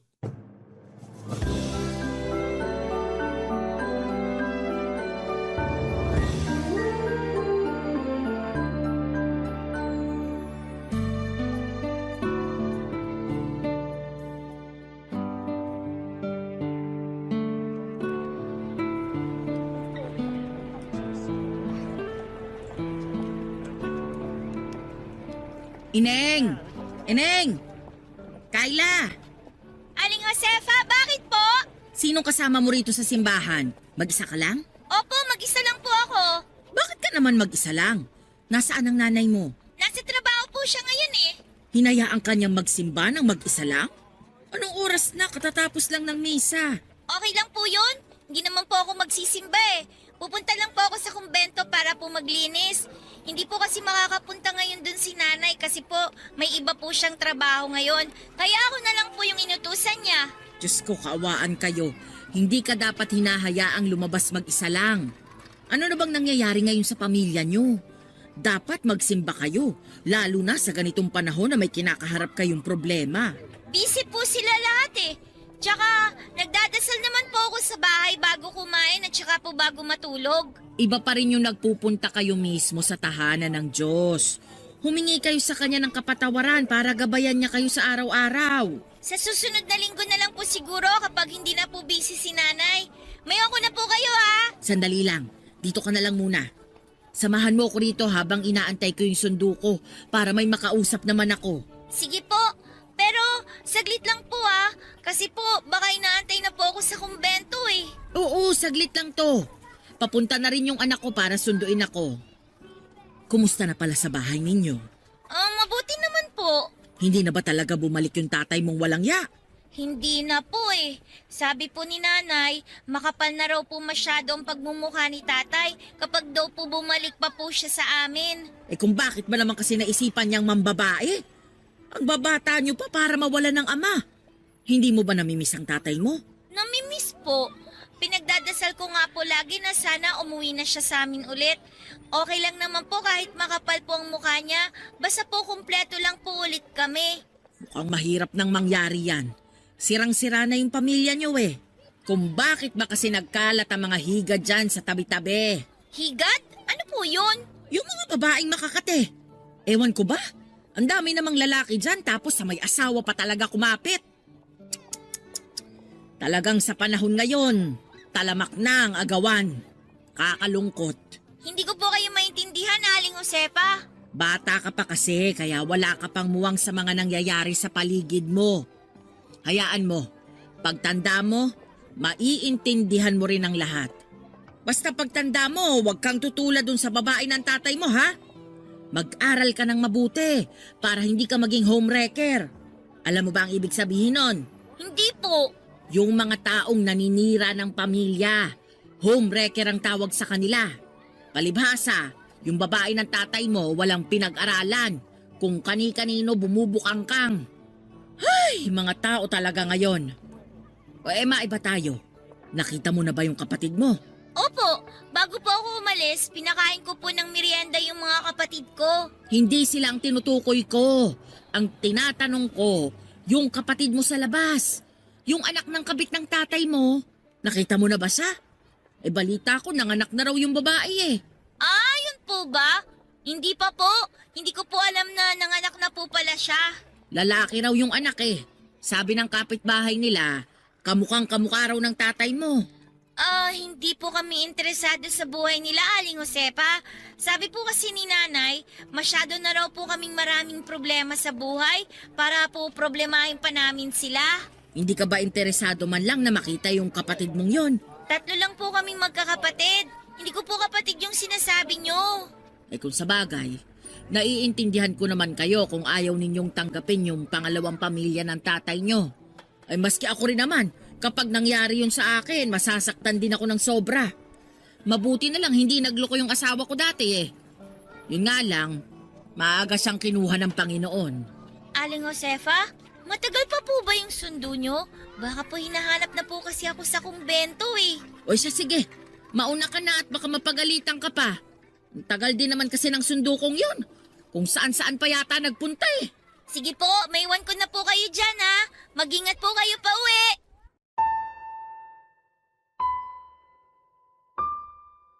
Ang kwento ng pamilya namin ay parang pelikula na napanood ng lahat. Bawat sikreto, bawat pangyayari, bawat pagtatalo ay alam na alam ng buong barangay. Dahil katulad nga ng sabi-sabi, may tenga ang lupa at may pakpak ang balita. Dahil nasa isang barangay lang kami ng pangalawang pamilya ni tatay ay hindi may iwasan na araw-araw kaming nagkikita. Hindi ko alam kung saan humuhugot ng kakapalan ng mukha ang kabit ni tatay. At nanatili siya sa lugar namin kahit na pinagpipiestahan na siya noon ng mga tsismosa. Ang masasabi ko lang ay hindi siya katulad ni tatay na duwag dahil hinarap ng babae ni tatay ang mga pambabatiko sa kanya na mga tao dahil wala rin naman silang ibang malilipatan ng anak niya. Nasa isang lugar man kami ay parang hangin ang naging turingan ng dalawang pamilya.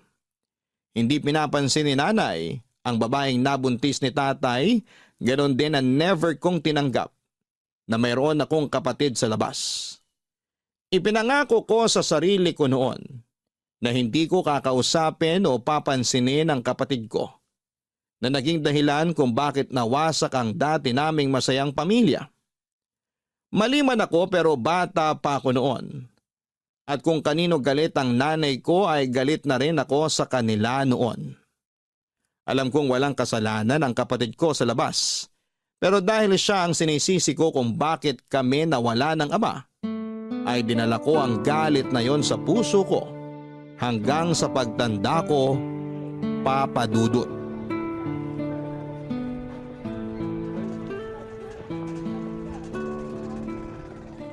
Aling Josefa, pabili naman po ako ng barbecue.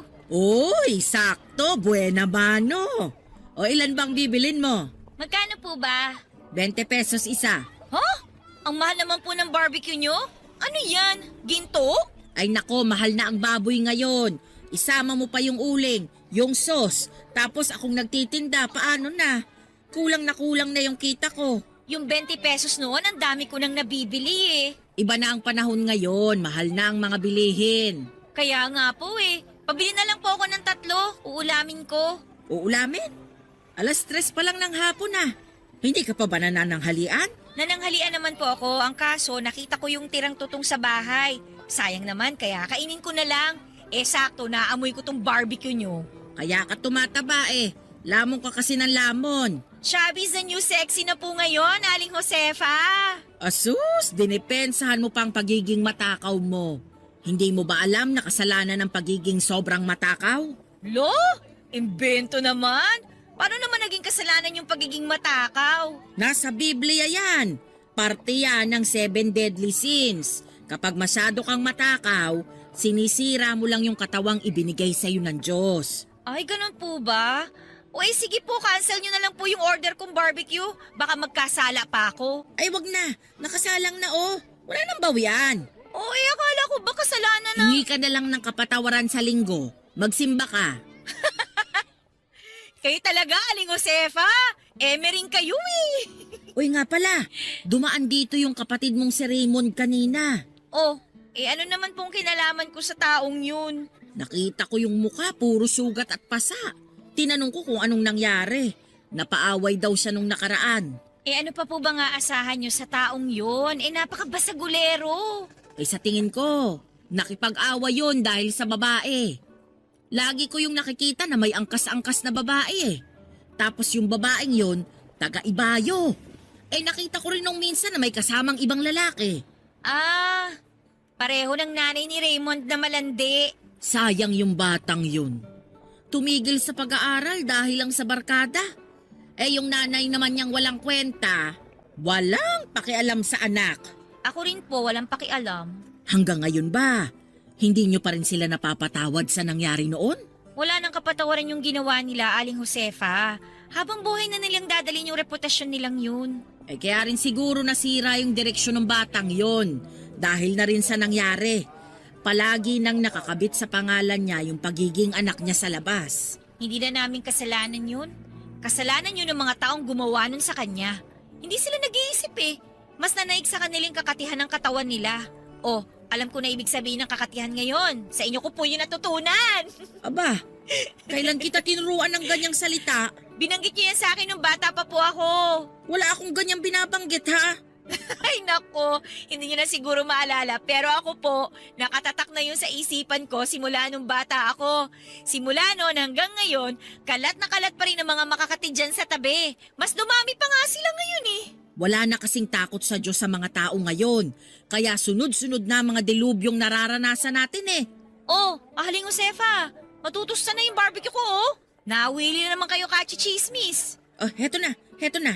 Ano bang sausawan mo? Suka po, yung maraming sibuyas ha. Tapos dagdagan nyo na rin po ng konting sauce na matamis. Heto, ikaw nang maglagay ng suka at sauce. Sige po, salamat. Ito pong bayad 60 pesos. Salamat! Ramdam sa buong barangay namin ang malaking pader na namamagitan sa aming unang pamilya at pangalawang pamilya ni tatay. Kapag nagkakaroon ng pagkakataon na nagpapang-abot kami sa isang lugar ay agad na umaalis ang pangalawang pamilya para umiwas sa gulo. Mabuti yon, Papa Dudut, dahil alam nila kung saan sila lulugar.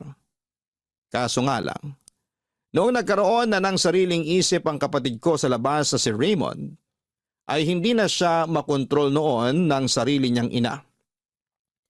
Tuwing nakikita niya ako sa labas ay palagi niya akong nilalapitan para kumustahin, kahit na hindi ko siya pinapansin. Pinipilit niyang makipag-close sa aming magkakapatid kahit na alam naman niyang hindi namin siya tanggap. Paulit-ulit ko mang pinagtatabuyan si Raymond dahil ayokong isipin ng mga tao na tanggap namin siya ay hindi siya nawawala ng pag-asa na balang araw ay magiging malapit din kami sa isa't isa. Para akong allergic noon kay Raymond na tuwing nakikita ko siya sa daan ay ginagawa ko ang lahat para lumayo sa kanya. Umiiwas ako sa mga lugar na alam kong tambayan niya. Hanggat maaari ay ayokong makita ang pagmumukha nito dahil hawig na hawig niya si tatay. At tuwing nakikita ko siya ay mas lalong lumalala ang nararamdaman kong galit dahil naaalala ko lang ang ginawa sa amin ng aking ama. Papa's girl kasi ako noon, Papa Dudut.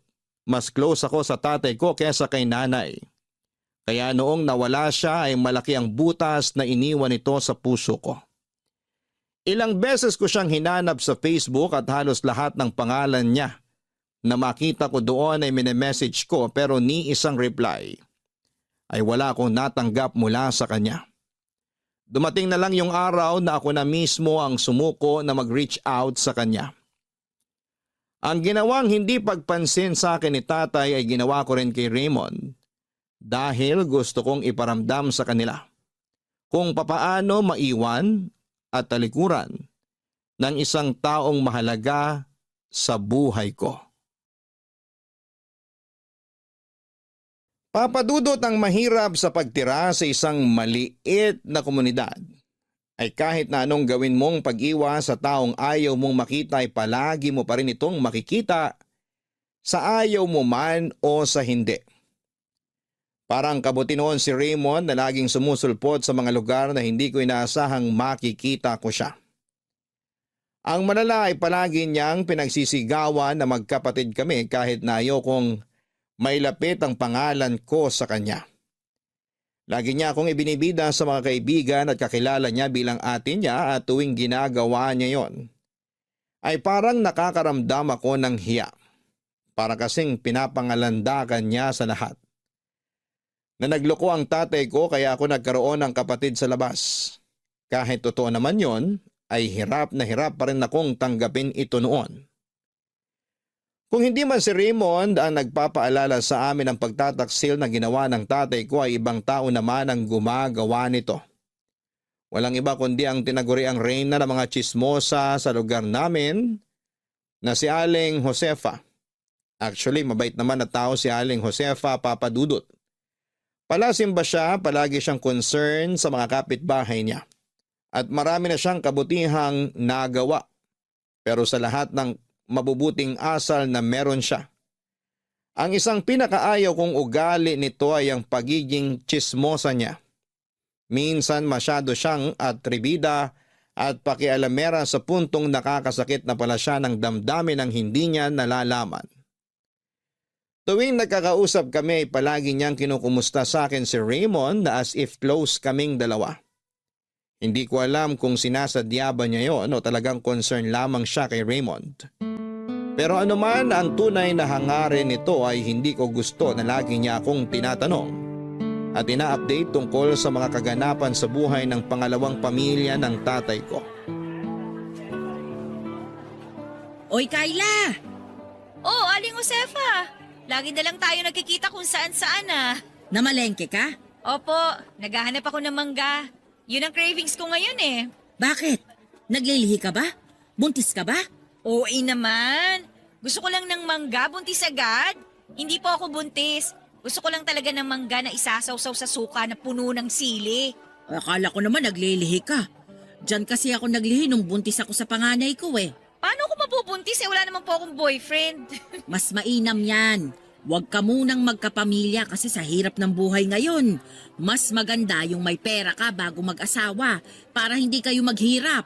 Alam ko naman po yun. Uy, nabalitaan mo na ba yung bagong chismis tungkol dun sa nanay ni Raymond? O ano naman po yan? Kaya aga-aga, chismis na naman agahan ninyo. Nag-awa yung mag-ina. Hindi mo ba narinig?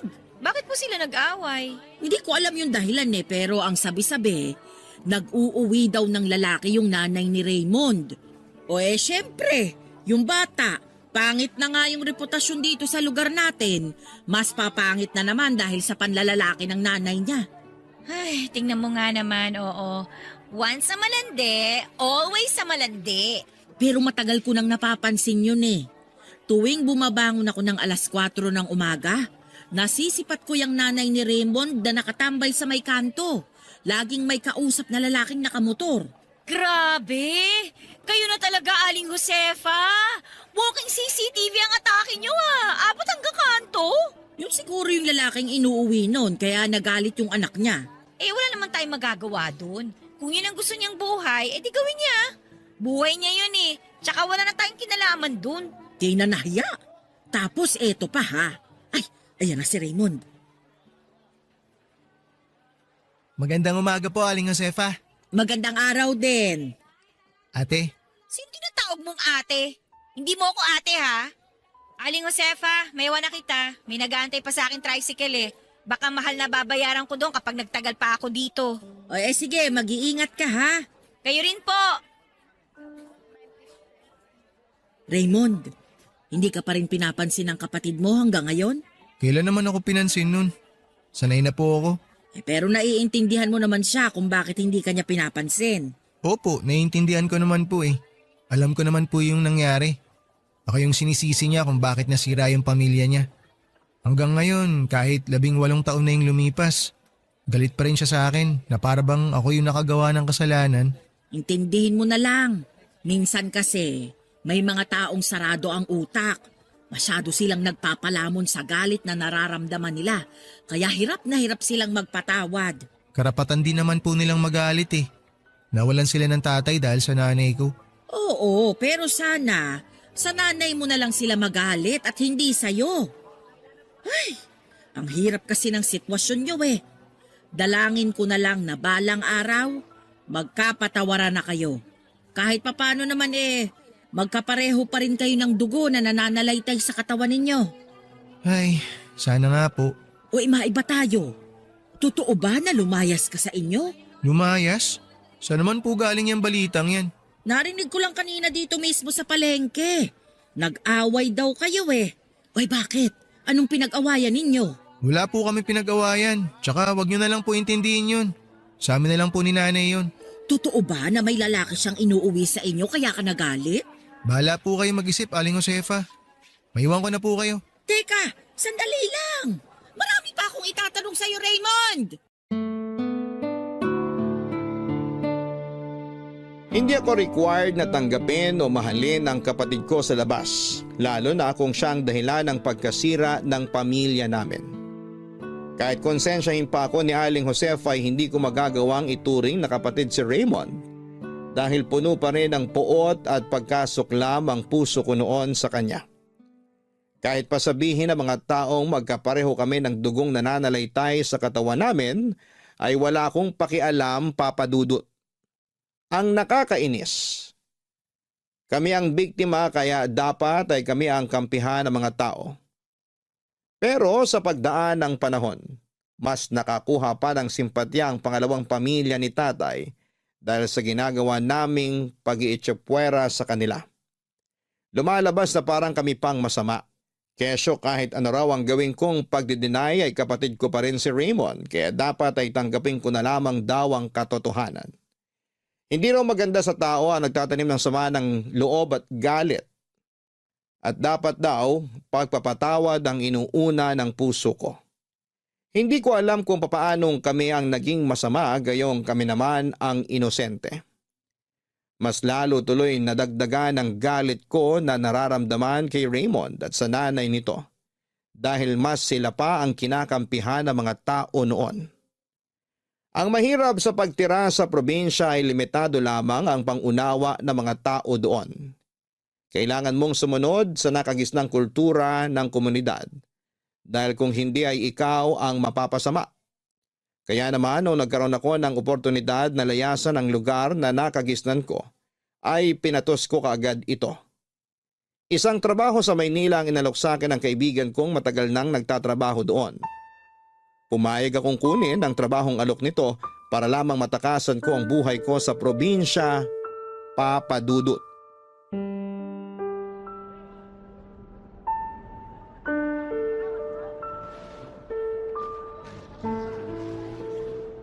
Ate! Ate! Ate Kayla! Raymond? Sus ko naman, pati ba naman dito sa bus station, nandito ka pa rin? Dito ako nagtatrabaho. Tagabitbit ako ng mga bagahe tsaka mga padala. Anong ginagawa mo rito, ate? Alis ka? Wala ka na dun. Hindi ka pa ba nagsasawang iwasan ako? Sabi ko naman sa'yo, kahit sungitan mo pa ako at ipagtabo yan, hindi magbabago ang tingin ko sa'yo. Ikaw pa rin ang ate ko. Ate pa rin ang magiging turing ko sa'yo. Kahit paanong sabihin mo, hindi kita tatanggapin bilang kapatid ko. Sana, balang araw, maintindihan mo yun. Alam ko na mahirap tanggapin yung totoo pero kahit ano pang klaseng pagkakaila ang gawin mo, hindi mo may tatanggi na magkapatid tayo. Ano ba mapapala mo kahit tanggapin kita bilang kapatid? May magbabago ba? Anak ka pa rin naman sa labas kahit pa pagbali-baliktarin mo ang katotohanan eh. Siguro para sa'yo wala. Pero para sa akin, malaking bagay yun ate. Kasi buong buhay ko walang gustong tumanggap sa akin bilang tao eh.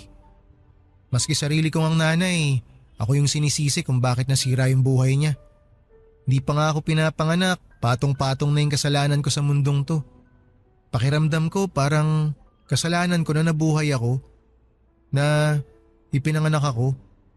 Gusto ko lang maramdaman na may kinabibilangan din ako. Bakit akong kailangan magdesisyon yan? Hindi ko hawak ang kasiyahan mo, no? Bibigyan mo pa ako ng responsibilidad. Bakit kailangan sa akin pa manggaling yung hinahanap mong pagtanggap? Bakit hindi mo yan simulan sa nanay mo? Pasensya ka na kung dinamay pa kita sa problema ko. Hindi naman kita pinipilit eh. Kung ayaw mo, wala akong magagawa. Tatanggapin ko yun ng buo. Pero sana, huwag mo naman tanggihan yung kabutihan at pagmamahal na ibinibigay ko sa'yo. Hindi ko kailangan ng kabutihan at pagmamahal mo. Marami nagbibigay niyan sa akin. Alam mo, huwag mong gawing kaawa-awa yung sarili mo ha. Huwag mo ipagpilitan ang sarili mo sa mga taong hindi ka gusto kasi pinapahiya mo lang yung sarili mo. Kalimutan mo na lang yung mga sinabi ko ate. Di bale, hindi na tayo magkikita ulit. Sa wakas, mababawasan na rin ako ng pinoproblema. Bakit? Aalis ka na ba talaga? Pupunta ako ng Maynila. Ano oras balis ang sunod na bus? 10:00 yung susunod na biyahe papuntang Maynila. Hindi mo na naabutan yung para kanina, kaalis lang eh. Teka, anong gagawin mo sa Maynila? Doon ako titira. Lalayasan ko na tong lugar na to na puno ng mga chismosa na walang ibang ginawa kundi manira ng ibang tao. Iiwan mo pamilya mo dito? Paano na nanay mo tsaka mga kapatid mo? Bakit mas concern ka pa sa kanila kaysa sa akin? Aalis ako dito para sa kanila, para makapagtrabaho ng maayos at para makatulong sa mga gastusin dito. Hindi ka ba natatakot sa Maynila? Di ba lagi nababalita dun na maraming patayan? Maraming kriminal dun. Nagpapaniwala ka naman sa mga napapanood mo. Siyempre, ibabalita nila sa TV yung mga masasamang tao. Kailan pa sila nagbalita ng mga mabubuting nagawa ng mga tao? Malawak ang Maynila at hindi lahat ng lugar doon delikado. Ayaw mo na ba dito? Mas tahimik dito. Mas simple ang buhay. Tahimik? Kailanman hindi naging tahimik ang buhay ko dito, no? Simula pagkabata ko, laging laman na ng chismis ang buhay ng pamilya ko dahil sa ginawa ng tatay ko at ng nanay mo. Hanggang kailan ka dun? Bakit pa ang dami mong tanong? Close ba tayo? Hindi mo kailangan malaman ang mga plano ko sa buhay ko, no? Pasensya ka na. Nagtatanong lang naman. Hayaan mo ate. Ako nang bahalang magbantay sa maiiwan mong pamilya dito. Kaya na nila mga sarili nila, hindi ka nila kailangan. Tsaka please lang. Tigilan mo na kami, Raymond. Hayaan mo na lang kaming mamuhay ng tahimik. Hindi mo naman kami kailangan eh. At ganun din kami, hindi ka namin kailangan. Nagmamalasakit lang naman ako. Kung gusto mong makatulong, buhatin mo na tong bagahe ko para maisakay na dun sa bus na papuntang Maynila. San ba yon? Ay, oo nga pala. Sumunod ka sa akin, te. Dito yung bus papuntang Maynila. O mauna ka na, bibili lang ako ng ticket. Sige, yung pinakadulong bus ate. Yun yung aalis. Doon mo na lang ako puntahan.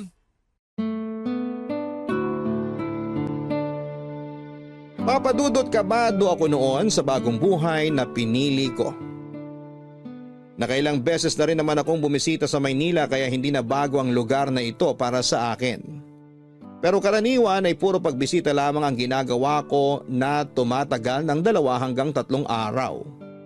Excited man ay hindi ko maiwasang makaramdam ng kaunting takot. Dahil alam kong ibang-iba ang buhay sa probinsya kumpara sa Maynila. Sa EDSA pa lang ay sinalubong na agad ako ng naglalakihang gusali at billboard ng mga artista. Ang kabang nararamdaman ko noong una ay napalitan ng tuwa. Nagkaroon ako ng pag-asa sa puso ko dahil matagal ko nang inaasam ang ganong klase ng kalayaan. Malayo sa mga mapanghusgang mga tao. Malayo sa mga makalumang gawain. Sa pagpunta ko sa Maynila ay umaasa ako na magbabago na ang buhay ko. Na dati ay napaka-boring. Sa isang paggawaan ng tinapay ako nagtrabaho papadudot. Minimum wage lang ang natatanggap ko kada buwan pero kung ikukumpara ito sa dati kong trabaho sa probinsya ay di hamak na mas mataas ito kumpara sa natatanggap kong sweldo noon. Ang mahirap nga lang ay medyo mahal din ang pamumuhay sa Maynila. Nakakapagod ang transportasyon. Na ilang beses kang sasakay sa iba't ibang klase ng sasakyan para makauwi. Hindi tulad sa probinsya na isang sakay mo lang ay makakarating ka na sa destinasyon mo. Ganon pa man ay bukas palad kong tinanggap ang bagong buhay ko kapalit ng kalayaan na matagal ko nang inaasam. Papadudot, hindi may kakaila na marami talagang oportunidad sa Maynila kumpara sa probinsya. Pero hindi rin may tatanggi na mas mahal ang mga gastusin sa Maynila. Mahirap ang mamuhay doon dahil marami kang babayaran katulad na lamang ng renta ng bahay, gastos sa pagkain, bayad sa kuryente at araw-araw na transportasyon. Ang sahod na nakukuha ko noon ay nauuwi lang sa mga bayarin at kakaunti lang ang naitatabi ko para makapag-ipon. Hindi ko tuloy noon magawang mamasyal o mamili man lang ng mga bagay na gusto kong bilhin, kahit na nagkalat ang mga mall sa Maynila. Dahil naghihigpit ng sinturon sa mga sumunod na taon ay hindi na muna ako umuwi sa probinsya. Tuwing Pasko at Bagong Taon, kasama ko sa mga selebrasyon ng mga boardmates ko na nagsilbi ng pangalawa kong pamilya. Kahit papaano, nakapagdadala naman ako ng kaunting pera sa bahay at malaking tulong na yon. Lalo na't noong panahon na yon, ay ako lang ang may trabaho sa aming magkakapatid. Mahirap malayo sa sariling pamilya, pero ang pangungulila ko mula sa kanila ay napawi dahil sa mga bagong kaibigan na nakilala ko. Malaki rin ang naitulong ng pagkakaroon ko ng boyfriend. Sa Maynila na ako nakakilala ng lalaking minahal ko, Papa Dudut.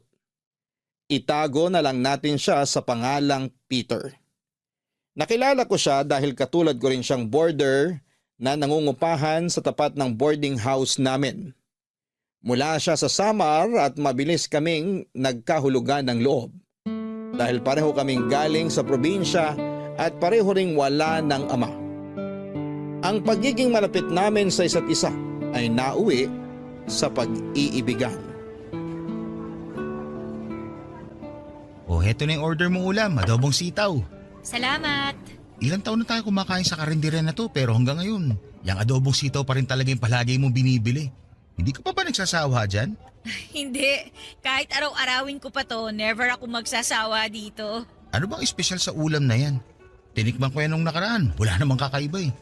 Katulad lang din yan ng ibang adobong sitaw na natikman ko na dati. Ito kasi, katulad mismo ng luto ng nanay ko. Parehong-pareho sila ng timpla tsaka pagkakaluto. Hindi overcook yung sitaw kaya talagang malutong siya kainin. Hindi rin masyadong maalat yung sarsa. Sakto lang yung tamis tsaka asim. As in kung wala ako dito sa Maynila, aakalain ko talagang si nanay ang nagluto nito. Hindi ko alam na yan pala yung paborito mo. Hindi naman sa ito yung paborito ko. Ayoko nga ng gulay nun eh. Pero kapag kasi kumakain ako nito, feeling ko nasa probinsya na rin ako eh. Natitikman ko yung mga lutong bahay na kinakain ko noon. Pagbigyan mo na kasing nanay mo. Umuwi ka rin sa inyo kahit isang beses sa isang taon lang. Tapos, isama mo na rin ako para may pakilala mo ako sa pamilya mo. Wag na, sayang yung pera. Alam mo ba kung magkano gastos pa uwi at pabalik doon? Magkano ba? Mahigit 2,000. Tapos anong gagawin ko doon? Magbabakasyon, gastos ulit. Mas maganda na yung pera na lang ipadala ko sa kanila para tipid. Tsaka may video call naman eh. Nakakapagkita naman tsaka nakakapag-usap pa rin naman kami kahit magkalayo. Kahit na. Iba pa rin yung nakakasama at nahawakan mo sila ng personal. Hindi na kailangan yun. Ayaw mo lang ako ipakilala sa kanila eh. Hindi talaga. Masyado pang maaga eh. 2 years mo na akong boyfriend. Maaga pa rin ba yun? Maniwala ka sa akin, masyado pa talagang maaga. Tsaka, kapag nag-uwi ako ng lalaki sa amin, pagpipiestahan na naman ako ng mga chismosa doon. Tsaka na lang, kapag sure na. Ibig mo bang sabihin hindi ka pa sure sa akin? Alam mo, mahirap maging sure sa mga bagay-bagay. Aminin man natin o sa hindi, marami pa tayong kailangang pagdaanan tsaka maranasan para masabi nating okay na to, na pwede na tayong bumuo ng sarili nating pamilya. Ikaw ba? Ready ka na ba? Pamilya agad? Hindi pa, uy. O yun nga, di ba? Kapag ipinakilala kita sa pamilya ko, dapat ready ka na sa mga ganung bagay. Sayang naman yung effort kapag hindi rin naman pala tayo magtatagal, no? Iniisip mo ba na hindi tayo magtatagal? Dumaan na yung isipin na yun sa utak ko. Yung 2 years kasi, marami pa tayong pwedeng gawin para maging thrilling yung relasyon natin eh. Pero paano kung dumating tayo sa punto na nagawa na natin lahat? Na nakakaramdam na tayo ng pagkasawa sa isa't isa? Pipiliin pa rin ba nating magstay o hindi na? Yung mga ganong bagay yung mga iniisip ko eh. Sa ngayon, wala pa kasi tayo sa ganong sitwasyon. So aantayin mo muna mangyari yon. Oo naman. Kapag nalampasan na natin yun, ibig sabihin lang, sure na talaga tayo sa isa't isa. Eh di matagal pa bago mo ako maipakilala sa pamilya mo niyan. O bakit? Hindi mo ba kaya magantay ng ganong katagal? Kaya naman. O yun naman pala eh. Eh di wala nang problema. Wala naman talagang problema. Nabanggit ko lang naman na baka gusto mo akong isama kapag nagbakasyon ka. Hindi pa kasi ako nakakapunta sa norte. Hayaan mo, makakarating ka rin doon. Ako pa magiging tour guide mo kung gusto mo. Talaga? Oo naman. Sinabi mo yan ha? Wala nang bawian. Oo naman. Ba't ko naman babawiin yung sinabi ko? Tsaka sigurado rin naman ako na kapag ako yung bibisita sa probinsya nyo, siguradong itutour mo rin ako, di ba? Gusto mo rin pumunta sa amin? O bakit? Wala ka bang planong ipakilala ako sa pamilya mo? Meron naman pero matagal na rin ako hindi nakakauwi sa amin eh. Tingnan mo, pareho lang din naman pala tayo eh. Saka na nga lang natin pag-usapan ulit yan kapag may plano na talaga tayong umuwi. Kain na muna tayo.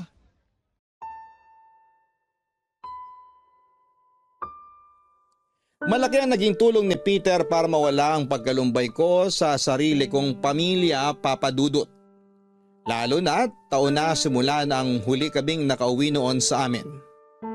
Si Peter na ang nagsilbing pinakamalapit na tao sa akin habang nakatira ko sa Maynila. Siyang naging kaagapay at sandigan ko sa bawat problemang dumarating sa buhay ko. Sa kanya ako humuhugot ng lakas at inspirasyon sa bawat hamong kinakaharap ko noon. Sobrang mapagkakatiwalaan si Peter sa lahat ng bagay. Napaka matulungin niyang tao at marespeto pagdating sa mga desisyong ginagawa ko sa buhay. Pangalawa siya sa 5 magkakapatid at tanging siya na lamang ang inaasahan ng kanyang pamilya na mag-ahon sa kanila sa kahirapan. Dahil siya lang ang matapang at marunong dumiskarte para sa laban ng buhay. Noong naging boyfriend ko si Peter ay umalis ako sa boarding house namin at sumama ako sa kanya para magsama kami sa iisang bubong. Naging live-in partner kami at napakalaking tulong noon dahil nagkaroon ako ng kahati sa mga gastusin sa pang-araw-araw. Tumagal ng 3 taon ang pagsasama namin ni Peter hanggang sa nagkaroon ng bunga ang pag-iibigan naming dalawa. Wala pa akong planong maging ina noon kaya nagulat ako nang nakumpirma kong nagdadalang tao ako, Papa Dudut. Masaya ako sa balitang yon dahil magkakaroon na kami ng anak ni Peter. Pero ang hindi ko inakala, ang balitang yun na rin pala ang magiging dahilan kung bakit ang relasyon namin ni Peter na matagal naming inaalagaan ay mauwi lang pala sa hiwalayan.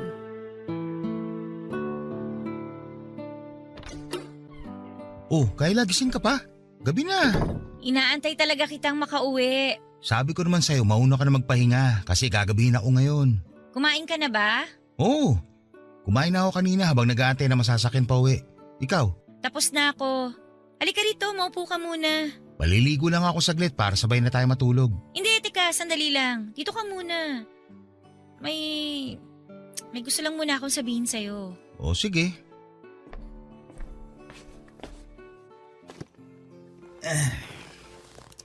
Ano ba yung sasabihin mo? May dumating na balita sa akin kanina. Balita? Galing saan? Sa probinsya nyo? Hindi. Galing ako sa klinik kanina. Nagpa-check up ako. May gusto lang sana akong ikumpirme. Klinik? Masama ba ang pakiramdam mo? May dinaramdam ka bang sakit? Peter, buntis ako. 4 weeks. Ha? Buntis? Buntis ka? Oo. Magiging tatay ka na. Hindi pwede to. Ha? Ano ibig mo sabihin hindi pwede? Hindi ka pwedeng mabuntis, Kayla. Hindi ka dapat mabuntis. Teka. Hindi kita maintindihan. Bakit naman? Maliit pa naman yan, di ba? Baka pwede pa natin gawa ng paraan. Magtatanong ako sa kakilala ko kung may kakilala siya magtatanggal niya sa tiyan mo. Magtatanggal ng ano? Sandali, sinasabi mo bang ipalaglag ko tong bata? Oo. Bakit? Gusto mo ba ipanganak yan? Hindi pwede. Magkakaroon ng gulo kapag nangyari yan. Ha? Anong gulo? Ano ba pinagsasabi mo? Narinig mo ba yung gusto mo mangyari? Hoy, Peter! Anak natin to! Ba't ko to ipapalaglag? Hindi mo kasi naiintindihan eh. Hindi ka pwedeng mabuntis. Bakit nga? Ipaliwanag mo nga sa akin kung bakit sa halip na matuwa ka kasi magkakaanak na tayo, mas takot ka pa na parang may ginawa tayong mali. Ay, sorry pero hindi kasi dapat itong mangyari. Umayos ka nga, Peter. Ano ba talagang gusto mong sabihin? May pamilya na ako. May asawa na ako sa probinsya namin. Kaya hindi kita mapapanagutan pati na rin yung bata sa sinapupunan mo. Ano? Teka, may asawa? Paano? Kailan ka ba nagkaroon ng asawa? Pinagloloko mo ba ako? Hoy, bago kita sinagot, siniguro kung wala kang ibang pamilya. Chinek ko yung mga social media account mo. Wala akong nakita na may pamilya ka na. Kasi marami akong account. Hindi lang iisa yung account ko. Wow! Proud ka pa? Proud ka kasi magaling kang magtago? Na marunong ka manloko ng tao? My gosh naman! Paano ako nagpauto sa'yo? Grabe ka, Peter! Grabe ka talaga! Kung hindi nangyari sa atin to, hindi ka pa aamin na may asawa at anak ka na pala? Hindi ko naman inakala na hahantong tayo sa ganitong sitwasyon eh. Ang lala mo naman! Wala man lang ako narinig na pagsisisi dyan sa boses mo. Siguro, sanay ka na talaga sa mga ginagawa mong panloloko, no? Na pati yung pag-amin mo na cheater ka, wala na lang sa'yo yun. Kapal naman ang mukha mo. Basta nasabi ko na yung gusto kong mangyari. Nasa'yo na yun kung... Hindi ko ipapalaglag tong bata. Gagawin mo pa akong makasalanan? Binigyan mo na nga ako ng kasalanang hindi ko namang gustong gawin. Ginawa mo akong kabit mo nang wala akong nalalaman tapos gusto mo pang dagdagan ang mga kasalanan ko? Kilabutan ka nga, Peter! Tao ka pa ba? Wala ka pa man din sa impyerno pero daig mo pa yung demonyo ko mamuhay ah! Paliligo na ako. Yun na yun? Pagkatapos mong umamin na may sarili ka ng pamilya sa probinsya? Pagkatapos mo sabing kabit lang ako? Yun na yun? Maliligo ka na parang walang nangyari? Ano bang gusto mong gawin ko? Pagsisisihan mo tong ginawa mo! Eh di sorry. Basta hindi ko matatanggap yung bata dyan sa tiyan mo. Kung gusto mo ituloy pa rin itong relasyon natin, huwag kang manganak. Sa tingin mo, gugustuhin ko pa makipagrelasyon sa'yo matapos sa mga nalaman ko? Hindi ako tanga, no? Pagkatapos mong maligo, sisiguraduhin kong pati anino ko, hindi mo na makikita. Bahala ka. Kung wala ka na sasabihin, maliligo na ako. Pagod ako. Walang yaka! Karmahin ka sana! Lumubog ang puso ko nung nalaman kong hindi ako kayang panindigan ni Peter Papadudot. Para bang panibagong mukha nito ang nakilala ko noong araw na yon. Ang Peter na inaasahan kong sasamahan ako hanggang sa dulo. Namamahalin ako anuman ang mangyari ay kaya pala akong iwan ng walang pag-aalinlangan. Para akong trinaydor, pinanghawakan ko ang pag-ibig na ipinakita niya sa akin. Hindi ko alam na ang pag-ibig na yon ay madali lang din palang mabasag. Papadudot masakit na hiniwalayan ako ni Peter ng walang pagsisisi. Pero ang mas masakit ay malamang hindi lang pala ako ang tanging babae sa puso niya. Actually, hindi ako ang una kundi pangalawa lang ako sa buhay niya.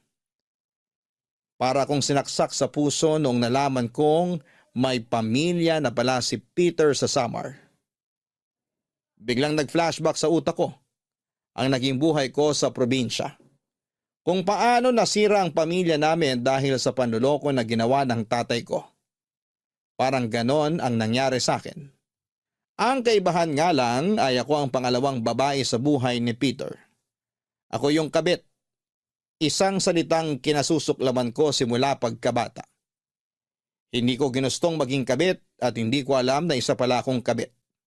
Si Peter ang gumawa sa akin noon. Ginawa niya akong pangalawang babae sa buhay niya. Nang walang kaalam-alam. Pero sa kabila nito, sa halip na magalit ay wala akong naramdamang sama ng loob sa kanya. Para bang wala akong pakialam noon kahit may pamilya na siya sa Samar. Ang naramdaman ko ay lungkot dahil alam kong lalaki ang anak ko na walang kagigis ng ama. Sawi man sa puso ay wala akong oras para magmukmuk noon, Papa Dudut. May bata na sa sinapupunan ko kaya kinailangan kong kumayod para magkaroon ako ng ipon at mabuhay ko ang magiging anak ko. Lalo na't mabilis pa sa 4:00 nung tinalikuran siya ng sarili niyang ama. Ang lungkot na nararamdaman ko noon ay ibinuhos ko sa pagtatrabaho. Pinagod ko ang sarili ko hanggang sa mamanhid hindi lang ang katawan ko kundi maging ang pag-iisip ko. Ang hirap lang tanggapin na napakasaya lang namin ni Peter nitong nagdaang araw pero sa isang iglap ang mga sayang yon ay naging mapait na alaala na lamang. Para nga akong pinaglaruan ng tadhana noon dahil galit na galit ako dati sa naging kabit ng tatay ko. Pero noong time na yon, ako na mismo ang nakatayo sa dating kinatatayuan nito. Ako na yung kabit na may dinadalang anak sa labas. Mag-isa man ay ginawa ko ang lahat ng makakaya ko para maipanganak ko ng maayos ang anak namin ni Peter. Magastos ang magkaanak, Papa Dudut.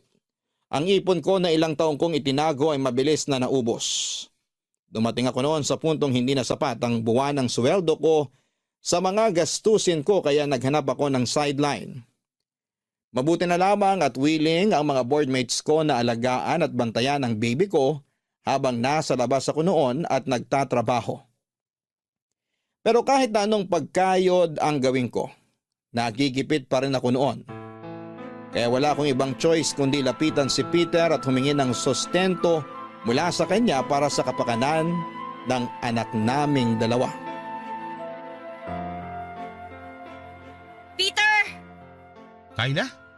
Anong ginagawa mo rito? Mag-usap tayo. Akala ko ba ayaw mo na ako makita? Nagbago yata ang ihip ng hangin ah. Hindi kita gustong makita pero kailangan kitang kitain ngayon. Nandito ako para sa bata, hindi para sa akin. Bakit? Ano nangyari sa bata? Kailangan niya ng sustento. Sa trabaho ko ngayon, hindi ko siya kayang buhay na mag-isa, lalo na sa buhay dito sa Maynila. Sinabi ko naman kasi sa'yo, huwag mo nang ituloy kasi ikaw lang din yung mahihirapan. Hindi kakayanin ng konsensya ko ang pumatay ng walang muwang na bata. Hindi yun kasama sa pagpipilian ko. Kaya hindi mo talaga ako mapipilit na ipalaglag yung batang tayo mismo ang bumuo. Tapos ngayon sino naghihirap? Yung bata mismo. Kasi hindi siya kayang buhay na sarili niyang nanay. Yun ba? Kaya ba yun ang konsensya mo? Kaya nga ako nandito eh. Gusto kitang pakiusapan. Talikuran mo na ako't lahat. Huwag lang yung anak mo. Mabubuhay natin siya kung dalawang magulang ang susuporta sa kanya. Kung ano yung sinabi ko sa'yo noon, yun pa rin ang sasabihin ko sa'yo ngayon. May mga anak ako sinusuportahan sa probinsya. Hindi ko kaya sustentuhan yung batang ikaw mismo ang nagpumilit na ipanganak sa mundong to. Paano mo nasasabi yan? Gaano na ba talaga kahalang ang kaluluwa mo na wala ka man lang malasakit na nararamdaman para sa bata? Hindi mo pa man siya pinapanganak, may malasakit na ako sa kanya. Alam ko na kung ano yung buhay na kakaharapin niya rito. Sa ating dalawa, ako yung una nagmalasakit. Ikaw, sarili mo lang yung iniisip mo. Dahil ano, mabait ka. Hindi kaya ng konsensya mo ipalaglag yung bata kahit na alam mo maghihirap pa rin siya kapag ipinanganak mo siya. Hindi ako yung walang malasakit dito, Kayla. Ikaw! Pakiusap naman kahit ngayong buwan lang. Wala talaga akong maibibigay sa'yo. Marami rin akong bayarin ngayon, hindi lang dito sa Maynila, kundi pati sa probinsya. Katulad ng sinabi ko sa'yo, may pamilya akong binubuhay. Kahit pahiramin mo na lang ako, babayaran din kita kagad kapag sumahod na ako. Please naman, Peter, oh. Pasensya ka na talaga, pero ito yung buhay na pinili mo eh. Kaya hindi ko na to problema pa. Walang yaka talaga? Hindi magiging ganito ang buhay ko kung hindi dahil sa'yo eh. Kung hindi mo ako niloko, kung hindi mo ako binuntis. Oo, kasalanan ko na yung nangyari. Pero tandaan mo, naghanap ako ng solusyon sa problema natin. Binigyan kita ng pagkakataong pumili ng landas na tatahakin mo. Ito yung pinili mo, kaya ito yung dapat mo na panindigan. Sige, ganito ang gusto mong laro? Sige, papalagan kita. Ano na lang kaya ang sasabihin ng pamilya mo sa probinsya kapag nalaman nilang may anak ka sa labas? Handa ka sirain yung pamilya ko para sa sarili mo? Makasarili ka nga. Gagawin mo sa mga anak ko yung ginawa sa'yo ng tatay mo? Gusto mong pagdaanan ng mga anak ko yung pinagdaanan mo? Sige, gawin mo. Pero itong tandaan mo, hindi ko iiwan ang pamilya ko katulad ng ginawang pag-iwan sa inyo ng tatay nyo. Walang yaka talaga! Sa ginawa mong to, mas lalo mo lang hindi makukuha yung hinihiling mo sa akin. Kahit anong klaseng pananakit pa ang gawin mo, Hindi kita tutulungan sa gusto mo mangyari. Kulang pa nga yan sa ginawa mong pagsira sa buhay ko! Kung wala ka na sasabihin pa, lubayan mo na ako. Mas maganda nga huwag na tayo magkita ulit. At binabalaan kita, Kayla. Kapag sinira mo ang pamilya ko, sisiguraduhin kong pagsisisir mo yung gagawin mo. Umalis ka na! Papa Dudut, hindi ko alam kung saan humuhugot ng kakapalan ng mukha ang mga lalaking nag-iipon na mga babaeng lolokohin nila na agad ding tatakbuhan kapag nadisgrasya nila ito. Lahat ng mga ganong klaseng lalaki ay isinusumpa ko hanggang sa ngayon. Wala silang ibang ambag sa mundong ito kundi perwisyo sa mga kababaihan at pamilyang kanilang sinisira. Dahil ayaw na talaga kaming tanggapin ni Peter noon, ay hindi na ako naghabol pa. Ang tanging naisip ko na lamang noon na solusyon ay ang bumalik sa probinsya. Nang mga panahong yon ay walang kaalam-alam ang sarili kong pamilya na may anak na ako. Nahihiya kasi akong ipaalam sa kanila na nagkaroon ako ng anak nang hindi ako kasal at wala itong ama. Isang malaking kahihiyan yon lalo na sa lugar namin kung saan ay napakahalaga ang pagkakaroon ng isang kumpletong pamilya na dumaan sa nakasanayang proseso. Pero dahil sa wala akong ibang choice noon, ay napilitan akong bumalik sa probinsya namin, Papa Dudut. Gulat na gulat ang pamilya ko noon nang umuwi ako sa bahay na may bitbit ng bata. Pero hindi lang si nanay at mga kapatid ko ang nagulat dahil pati ang mga tsismosa sa lugar namin ay nagulantang din. Wala pang isang araw ay kumalat na agad sa barangay namin ang balitang nabuntis daw ako at hindi ako pinanagutan ng lalaking nakabuntis sa akin. Kung ako ang dating Kayla noon, labis na kahihiyan ang mararamdaman ko sa sitwasyon ko. Pero kung may isang bagay man akong natutunan sa pagtira ko sa Maynila, ito ay ang pagkakaroon ko ng tapang para ipaglaban ang sarili ko, lalo na sa mga mapanghusgang tulad ni Aling Josefa.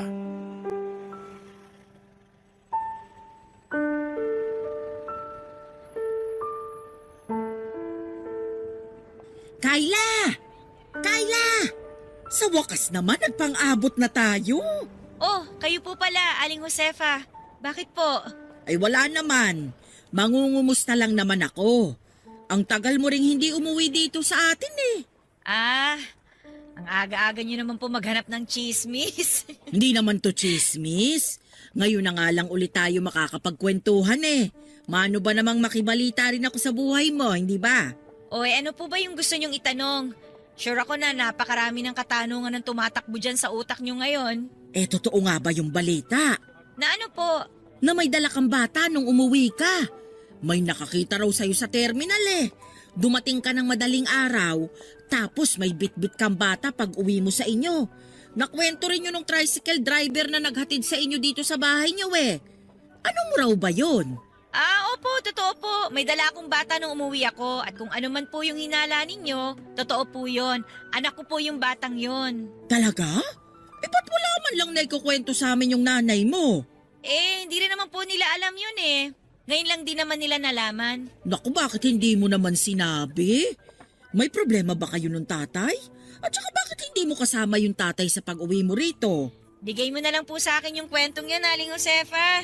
Di nyo na po kailangan malaman yung buong detalye. Ay syempre, nagtataka lang din naman ako. Hindi ka naman makakabuo ng bata ng mag-isa lang, di ba? May kumakalat din kasing balita na ano. Na ano po? Huwag kang ma-o-offend sa sasabihin ko ha. Pero ang sabi-sabi, kabit ka raw. Tapos ang kwento, kaya ka raw nagmamadaling umuwi rito kasi nahuli ka nung totoong asawa. Saan nyo naman po nasagap yung chismis na yan? Kayo talaga, oh? Dahin nyo pa mga reporter sa 24 oras kung makibalita, ah. Ay narinig ko lang din naman. Mas maganda na yung ako mismo ang magkumpirma, hindi ba? Basta po, masaya po ako ngayon nakasama ko yung anak ko. Kahit kami lang dalawang magkasama, okay na yun. Yun lang naman po ang dapat nyong malaman. Naku, mukhang totoo nga